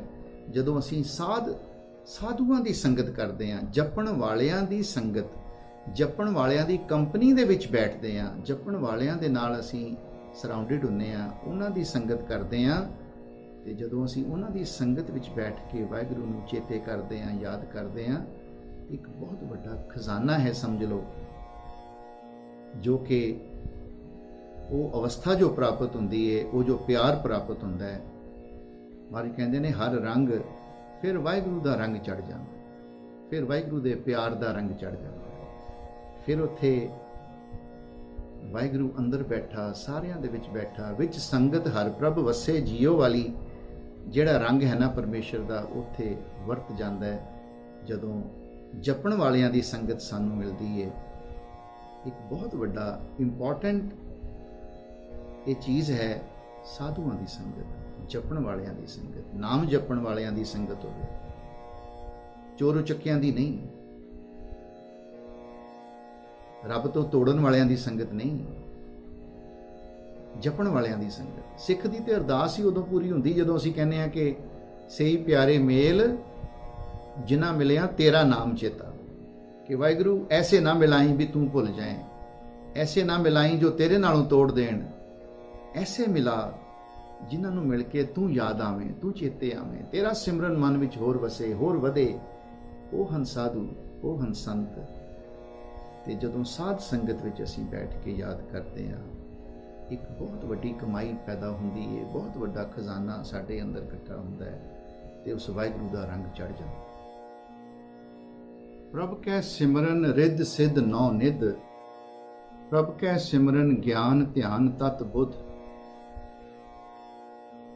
ਇਹ ਤੀਸਰਾ ਸ਼ਬਦ ਹੈ ਇਸ ਅਸ਼ਟਪਦੀ ਦਾ। ਇੱਥੇ ਸਤਿਗੁਰੂ ਫਰਮਾਉਂਦੇ ਨੇ ਕਿ ਵਾਹਿਗੁਰੂ ਨੂੰ ਯਾਦ ਕਰਨ ਨਾਲ ਰਿੱਧੀਆਂ ਸਿੱਧੀਆਂ ਤੇ ਸਾਰੇ ਖਜ਼ਾਨੇ, 9 ਖਜ਼ਾਨੇ ਪ੍ਰਾਪਤ ਹੋ ਜਾਂਦੇ ਨੇ। ਘਰ ਨੌ ਨਿਧ ਆਵੇ ਤਾਹੇ। ਤੇ ਵਾਹਿਗੁਰੂ ਨੂੰ ਯਾਦ ਕਰਨ ਦੇ ਨਾਲ ਗਿਆਨ, ਧਿਆਨ, ਤਤ ਬੁੱਧ। ਗਿਆਨ ਹੁੰਦਾ ਨੌਲੇਜ, ਧਿਆਨ ਹੁੰਦਾ capability to connect, to focus your concentration. ਤਤ ਬੁੱਧ, ਸਮਝ ਆ ਜਾਂਦੀ ਹੈ, ਸਿਆਣਪ ਆ ਜਾਂਦੀ ਹੈ, ਬੰਦਾ ਵਾਈਜ਼ ਹੋ ਜਾਂਦਾ ਹੈ। ਪ੍ਰਭ ਕੈ ਸਿਮਰਨ ਜਪ ਤਪ ਪੂਜਾ। ਵਾਹਿਗੁਰੂ ਦੇ ਸਿਮਰਨ ਕਰਨ ਦੇ ਨਾਲ ਜਪ ਤਪ ਤੇ ਪੂਜਾ ਜੋ ਲੋਕ ਕਰਦੇ ਨੇ, ਮਹਾਰਾਜ ਕਹਿੰਦੇ ਨੇ ਜਪਣਾ, ਤਪੱਸਿਆ ਕਰਨੀ, ਪੂਜਾ ਕਰਨੀ, ਇਹ ਸਮਝ ਲਓ ਕਿ ਵਾਹਿਗੁਰੂ ਨੂੰ ਯਾਦ ਕਰਨ ਦੇ ਨਾਲ ਹੀ ਹੋ ਜਾਂਦਾ ਹੈ। ਸਾਨੂੰ ਕਿਤੇ ਜਾ ਕੇ ਸਰੀਰ ਨੂੰ ਤਕਲੀਫ ਦੇਣ ਦੀ ਲੋੜ ਨਹੀਂ, ਕਿਸੇ ਦੇਵੀ ਦੇਵਤਾ ਦੀ ਪੂਜਾ ਕਰਨ ਦੀ ਲੋੜ ਨਹੀਂ। ਤੇ ਪ੍ਰਭ ਕੈ ਸਿਮਰਨ ਬਿਨਸੈ ਦੂਜਾ। ਦੂਜੇ ਦਾ ਭਾਵ ਅੰਦਰੋਂ ਖਤਮ ਹੋ ਜਾਂਦਾ ਹੈ। ਇੱਕ ਵਾਹਿਗੁਰੂ ਤੇ ਇੱਕ ਵਾਹਿਗੁਰੂ ਦਾ ਪਸਾਰਾ, ਹਰ ਇੱਕ ਵਿੱਚ ਵਾਹਿਗੁਰੂ ਹੀ ਨਜ਼ਰ ਆਉਂਦਾ ਹੈ, ਕੋਈ ਦੂਜਾ ਤੇ ਹੈ ਹੀ ਨਹੀਂ। ਇਹ ਦੂਜੇ ਦੀ ਥਾਟ ਜਿਹੜੀ ਹੈ ਇਹ ਖਤਮ ਹੋ ਜਾਂਦੀ ਹੈ। ਪ੍ਰਭ ਕੈ ਸਿਮਰਨ ਤੀਰਥ ਇਸ਼ਨਾਨੀ। ਤੀਰਥਾਂ ਤੇ ਜਾ ਕੇ ਇਸ਼ਨਾਨ ਲੋਕ ਕਰਦੇ ਸਨ ਆਪਣੀ ਸਪਿਰਿਚੁਅਲਿਟੀ ਨੂੰ ਵਧਾਉਣ ਵਾਸਤੇ। ਮਹਾਰਾਜ ਕਹਿੰਦੇ ਕੋਈ ਲੋੜ ਨਹੀਂ, ਸਮਝ ਲਓ ਵਾਹਿਗੁਰੂ ਨੂੰ ਯਾਦ ਕੀਤਾ, ਸਮਝ ਲਓ ਤੀਰਥ ਇਸ਼ਨਾਨ ਹੋ ਗਿਆ। ਪ੍ਰਭ ਕੈ ਸਿਮਰਨ ਦਰਗਹਿ ਮਾਨੀ। ਉਹਨਾਂ ਨੂੰ ਵਾਹਿਗੁਰੂ ਦੀ ਦਰਗਾਹ ਦੇ ਵਿੱਚ ਮਾਣ ਮਿਲਦਾ ਹੈ, ਇੱਜ਼ਤ ਮਿਲਦੀ ਹੈ। ਪ੍ਰਭ ਕੈ ਸਿਮਰਨ ਹੋਏ ਸੁ ਭਲਾ। ਜਿਹੜੇ ਵਾਹਿਗੁਰੂ ਨੂੰ ਯਾਦ ਰੱਖਦੇ ਨੇ ਉਹਨਾਂ ਨੂੰ ਸਭ ਚੰਗਾ ਲੱਗਦਾ ਹੈ, ਸਭ ਭਲਾ ਹੀ ਲੱਗਦਾ ਹੈ, ਕਿਉਂਕਿ ਵਾਹਿਗੁਰੂ ਕਰਦਾ ਹੋਇਆ ਨਜ਼ਰ ਆਉਣ ਲੱਗ ਪੈਂਦਾ ਹੈ। ਉਹਨਾਂ ਨੂੰ ਸਭ ਕੁਝ ਚੰਗਾ ਲੱਗਦਾ ਹੈ, ਉਹ ਕਦੇ ਕੰਪਲੇਨ ਨਹੀਂ ਕਰਦੇ। ਪ੍ਰਭ ਕੈ ਸਿਮਰਨ ਸੁਫਲ ਫਲਾ। ਉਹ ਫਿਰ ਉਹਨਾਂ ਨੂੰ ਸੋਹਣੇ ਫਲ ਤੇ ਪ੍ਰਫੁੱਲਤ ਹੋ ਜਾਂਦੇ ਨੇ। ਫਲ ਮਤਲਬ ਰਿਜ਼ਲਟ। ਜੋ ਰਿਜ਼ਲਟ ਹੈ ਉਹਨਾਂ ਨੂੰ ਸੋਹਣਾ ਮਿਲਦਾ ਹੈ, ਜੋ ਰਿਵਾਰਡ ਹੈ ਉਹ ਚੰਗਾ ਰਿਵਾਰਡ ਉਹ ਲੈ ਕੇ ਜਾਂਦੇ ਨੇ। ਜਿਹੜੇ ਵਾਹਿਗੁਰੂ ਨੂੰ ਯਾਦ ਕਰਦੇ ਨੇ ਉਹ ਕਦੇ ਡਿਸਅਪੁਆਇੰਟ ਨਹੀਂ ਹੁੰਦੇ, ਉਹ ਹਮੇਸ਼ਾ ਖੁਸ਼ ਹੀ ਹੁੰਦੇ ਨੇ, ਕਿਉਂਕਿ ਉਹਨਾਂ ਨੂੰ ਜੋ ਮਨ ਦੀਆਂ ਮੁਰਾਦਾਂ ਹੁੰਦੀਆਂ ਨੇ ਉਹ ਵਾਹਿਗੁਰੂ ਪੂਰੀਆਂ ਕਰ ਦਿੰਦਾ ਹੈ। ਸੇ ਸਿਮਰੇ ਜਿਨ ਆਪ ਸਿਮਰਾਏ, ਨਾਨਕ ਤਾਂ ਕੈ ਲਾਗੂ ਪਾਏ। ਸਿਮਰਨ ਉਹ ਹੀ ਕਰ ਸਕਦੇ ਨੇ ਜਿਨ੍ਹਾਂ ਨੂੰ ਵਾਹਿਗੁਰੂ ਆਪ ਕਿਰਪਾ ਕਰਕੇ ਸਿਮਰਨ ਕਰਵਾ ਲੈਂਦਾ। ਇਹ ਵਾਹਿਗੁਰੂ ਦੀ ਯਾਦ ਅਸੀਂ ਖੁਦ ਨਹੀਂ ਕਰ ਸਕਦੇ, ਇਹ ਵਾਹਿਗੁਰੂ ਨੇ ਸਾਨੂੰ ਚੁਣਿਆ ਹੁੰਦਾ ਹੈ ਇਸ ਸਿਮਰਨ ਦੇ ਵਾਸਤੇ। ਇਹ ਉਹਦੀ ਦਾਤ ਹੈ ਨਾ। ਸਾਚੇ ਸਾਹਿਬਾ ਕਿਆ ਨਹੀਂ ਘਰ ਤੇਰੇ, ਘਰ ਤਾਂ ਤੇਰੇ ਸਭ ਕੁਛ ਹੈ, ਜਿਸ ਦੇਹ ਸੋ ਪਾਵੇ। ਜਿਹਨੂੰ ਤੂੰ ਦਿੰਨਾ ਹੈ, ਇਹ ਸਿਮਰਨ ਦੀ ਦਾਤ ਉਹਨੂੰ ਮਿਲਦੀ ਹੈ। ਸੋ ਇਹ ਨਾ ਕਦੇ ਸਮਝਿਓ ਕਿ ਮੈਂ ਸਿਮਰਨ ਕੀਤਾ, ਨਹੀਂ, ਇਹ ਹਮੇਸ਼ਾ ਸ਼ੁਕਰ ਕਰਿਓ ਵਾਹਿਗੁਰੂ ਦਾ ਕਿ ਵਾਹਿਗੁਰੂ ਤੂੰ ਸਿਮਰਨ ਕਰਵਾ ਲਿਆ। ਸੇ ਸਿਮਰੇ ਜਿਨ ਆਪ ਸਿਮਰਾਏ, ਨਾਨਕ ਤਾਂ ਕੇ ਲਾਗੋਂ ਪਾਏ। ਤੇ ਜਿਨ੍ਹਾਂ ਨੂੰ ਵਾਹਿਗੁਰੂ ਨੇ ਚੁਣ ਕੇ ਉਹਨਾਂ ਤੋਂ ਸਿਮਰਨ ਕਰਵਾ ਲਿਆ, ਆਪਣੀ ਯਾਦ ਉਹਨਾਂ ਦੇ ਮਨ ਵਿੱਚ ਵਸਾ ਦਿੱਤੀ। ਮਹਾਰਾਜ ਕਹਿੰਦੇ ਨੇ ਮੈਂ ਉਹਨਾਂ ਦੇ ਪੈਰ ਪਕੜਦਾ ਹਾਂ, ਉਹਨਾਂ ਦੇ ਪਾਉਂ ਲੱਗਦਾ ਹਾਂ, ਉਹਨਾਂ ਨੂੰ ਮੱਥਾ ਟੇਕਦਾ ਹਾਂ। ਤੇ ਜੋ ਚੌਥਾ ਸ਼ਬਦ ਹੈ ਇਸ ਅਸ਼ਟਪਦੀ ਦਾ, ਸਤਿਗੁਰੂ ਕਹਿੰਦੇ ਨੇ ਪ੍ਰਭ ਕਾ ਸਿਮਰਨ ਸਭ ਤੇ ਉੱਚਾ। There is nothing better than this. It's the best task anyone can do. Waheguru ਨੂੰ ਯਾਦ ਕਰਨਾ ਸਭ ਤੋਂ ਉੱਚਾ ਕੰਮ ਹੈ, ਸਭ ਤੋਂ ਵਧੀਆ ਕੰਮ ਹੈ। ਪ੍ਰਭ ਕੈ ਸਿਮਰਨ ਉਧਰੇ ਮੂਚਾ। ਮੂਚਾ ਮਤਲਬ ਬਹੁਤ ਸਾਰੇ ਬਚ ਜਾਂਦੇ ਨੇ, ਪਾਰ ਹੋ ਜਾਂਦੇ ਨੇ, ਉਧਾਰ ਹੋ ਜਾਂਦਾ। ਜਦੋਂ ਅਸੀਂ ਵਿਚਾਰ ਕਰ ਚੁੱਕੇ ਹਾਂ ਉਧਾਰ ਅੱਖਰ ਦਾ ਕਿ ਉਹ ਬਖਸ਼ੇ ਜਾਂਦੇ ਨੇ, ਦੇ ਕ੍ਰਾਸ ਓਵਰ ਐਂਡ ਰੀਚ ਦੇ ਡੈਸਟੀਨੇਸ਼ਨ। ਤੇ ਬਹੁਤ ਸਾਰੇ, ਇਹ ਨਹੀਂ ਕਿ ਸਿਮਰਨ ਕਰਨ ਦੇ ਨਾਲ ਕੁਝ ਗਿਣਤੀ ਦੇ ਲੋਕ ਹੀ ਪਾਰ ਹੁੰਦੇ ਨੇ, ਨਹੀਂ, ਜੇ ਸਾਰੀ ਦੁਨੀਆ ਕਰੇਗੀ ਤਾਂ ਸਾਰੀ ਦੁਨੀਆ ਹੀ ਪਾਰ ਹੋ ਜਾਏਗੀ। ਇਤਨਾ ਬਲ ਹੈ, ਇਤਨੀ ਸ਼ਕਤੀ ਹੈ ਵਾਹਿਗੁਰੂ ਦੀ ਯਾਦ ਵਿੱਚ, ਵਾਹਿਗੁਰੂ ਦੇ ਸਿਮਰਨ ਵਿੱਚ, ਕਿ ਬਹੁਤ ਵੱਡੀ ਤਾਦਾਦ ਵਿੱਚ ਲੋਕ ਬਖਸ਼ੇ ਜਾਂਦੇ ਨੇ ਉਹਦਾ ਨਾਮ ਸਿਮਰਨ ਕੇ। ਪ੍ਰਭ ਕੈ ਸਿਮਰਨ ਤ੍ਰਿਸ਼ਨਾ ਬੁਝ ਹੈ, ਪ੍ਰਭ ਕੈ ਸਿਮਰਨ ਸਭ ਕੁਝ ਸੁਝ ਹੈ। ਤ੍ਰਿਸ਼ਨਾ ਦੀ ਅੱਗ ਜਿਹੜੀ ਹੈ, the endless desire ਜਿਹੜੀ ਸਾਡੇ 'ਚ ਹੁੰਦੀ ਹੈ ਨਾ, we have so much of greed, so much of desire ਕਿ if I need something today and I get it, my need multiplies tomorrow, and if that amount I get tomorrow, then it further multiplies, it never ends। ਇਹਨੂੰ ਅੱਗ ਦੇ ਨਾਲ compare ਕੀਤਾ ਜਾਂਦਾ ਹੈ। ਮਹਾਰਾਜ ਕਹਿੰਦੇ ਨੇ ਇਹ ਤ੍ਰਿਸ਼ਨਾ ਦੀ ਅੱਗ ਜਿਹੜੀ ਹੈ ਇਹ ਵੀ ਬੁਝ ਜਾਂਦੀ ਹੈ ਜਿਹੜੇ ਵਾਹਿਗੁਰੂ ਨੂੰ ਯਾਦ ਰੱਖਦੇ ਨੇ। ਤੇ ਪ੍ਰਭ ਕੈ ਸਿਮਰਨ ਸਭ ਕੁਝ ਸੁਝ ਹੈ, ਉਹਨਾਂ ਨੂੰ ਸਭ ਕੁਝ ਸਮਝ ਆ ਜਾਂਦਾ ਹੈ, ਸਾਰੀ ਨੌਲੇਜ ਉਹਨਾਂ ਨੂੰ ਆ ਜਾਂਦੀ ਹੈ, ਉਹਨਾਂ ਨੂੰ ਸਭ ਕੁਝ ਸਮਝ ਪੈ ਜਾਂਦਾ ਹੈ, ਸਾਰੇ ਮਿਸਅੰਡਰਸਟੈਂਡਿੰਗਸ ਦੂਰ ਹੋ ਜਾਂਦੀਆਂ ਨੇ। ਸਭ ਕੁਝ ਜੋ ਸੱਚਾਈ ਹੈ, ਫੈਕਟਸ ਨੇ ਦੁਨੀਆ ਦੇ ਤੇ ਵਾਹਿਗੁਰੂ ਦੇ, ਇਹ ਉਹਨਾਂ ਦੇ ਲਈ ਸਭ ਟਰਾਂਸਪੇਰੈਂਟ ਨਜ਼ਰ ਆਉਣ ਲੱਗ ਪੈਂਦੇ ਨੇ। ਉਹਨਾਂ ਦੇ ਰਸਤੇ 'ਚ ਕੋਈ ਵੀ ਮਿਸਅੰਡਰਸਟੈਂਡਿੰਗ ਜਾਂ ਭੁਲੇਖਾ ਉਹਨਾਂ ਦੀ ਜ਼ਿੰਦਗੀ 'ਚ ਨਹੀਂ ਆਉਂਦਾ। ਪ੍ਰਭ ਕੈ ਸਿਮਰਨ ਨਾਹੀ ਜਮ ਤਰਾਸਾ, ਜਮਾਂ ਦੀ ਤਰਾਸ, ਜਮਾਂ ਦੇ ਦੁੱਖ, ਜਮਾਂ ਦੇ ਡਰ ਤੋਂ ਉਹ ਬਚ ਜਾਂਦੇ ਨੇ, ਮੌਤ ਦੇ ਡਰ ਤੋਂ ਬਚ ਜਾਂਦੇ ਨੇ ਜਿਹੜੇ ਵਾਹਿਗੁਰੂ ਨੂੰ ਸਿਮਰਦੇ ਹਨ। ਤੇ ਪ੍ਰਭ ਕੈ ਸਿਮਰਨ ਪੂਰਨ ਆਸਾ, ਸਾਰੀਆਂ ਡਿਜ਼ਾਇਰਸ ਉਹਨਾਂ ਦੀਆਂ ਪੂਰੀਆਂ ਹੋ ਜਾਂਦੀਆਂ ਨੇ, ਸਭ ਆਸ਼ਾ ਮਨਸ਼ਾ ਉਹਨਾਂ ਦੀ ਪੂਰੀ ਹੋ ਜਾਂਦੀ ਹੈ ਜਿਹੜੇ ਵਾਹਿਗੁਰੂ ਨੂੰ ਯਾਦ ਕਰਦੇ ਨੇ। ਤੇ ਪ੍ਰਭ ਕੈ ਸਿਮਰਨ ਮਨ ਕੀ ਮਲ ਜਾਏ, ਮਨ ਦੀ ਮੈਲ ਵੀ ਉਤਰ ਜਾਂਦੀ। ਭਰੀਏ ਮਤ ਪਾਪਾਂ ਕੇ ਸੰਗ, ਉਹ ਧੋਪੈ ਨਾਮੇ ਕੇ ਰੰਗ। ਜੋ ਸਾਡੇ ਪਾਪਾਂ ਦੀ ਵਿਚਾਰ ਮਨ ਵਿੱਚ ਆਉਂਦੇ ਨੇ ਉਹਦੇ ਨਾਲ ਮਨ ਮੈਲਾ ਹੋ ਜਾਂਦਾ ਹੈ। ਹੋਰ ਜਦੋਂ ਅਸੀਂ ਨਾਮ ਜਪਦੇ ਹਾਂ, ਬਾਣੀ ਪੜ੍ਹਦੇ ਹਾਂ, ਸਿਮਰਨ ਕਰਦੇ ਹਾਂ, ਉਹ ਮੈਲ ਵੀ ਉਤਰ ਜਾਂਦੀ ਹੈ। ਮਹਾਰਾਜ ਕਹਿੰਦੇ ਨੇ ਮਨ ਕੀ ਮਲ ਜਾਏ ਤੇ ਅੰਮ੍ਰਿਤ ਨਾਮ ਰਿੱਧ ਮਾਹੇ ਸਮਾਏ।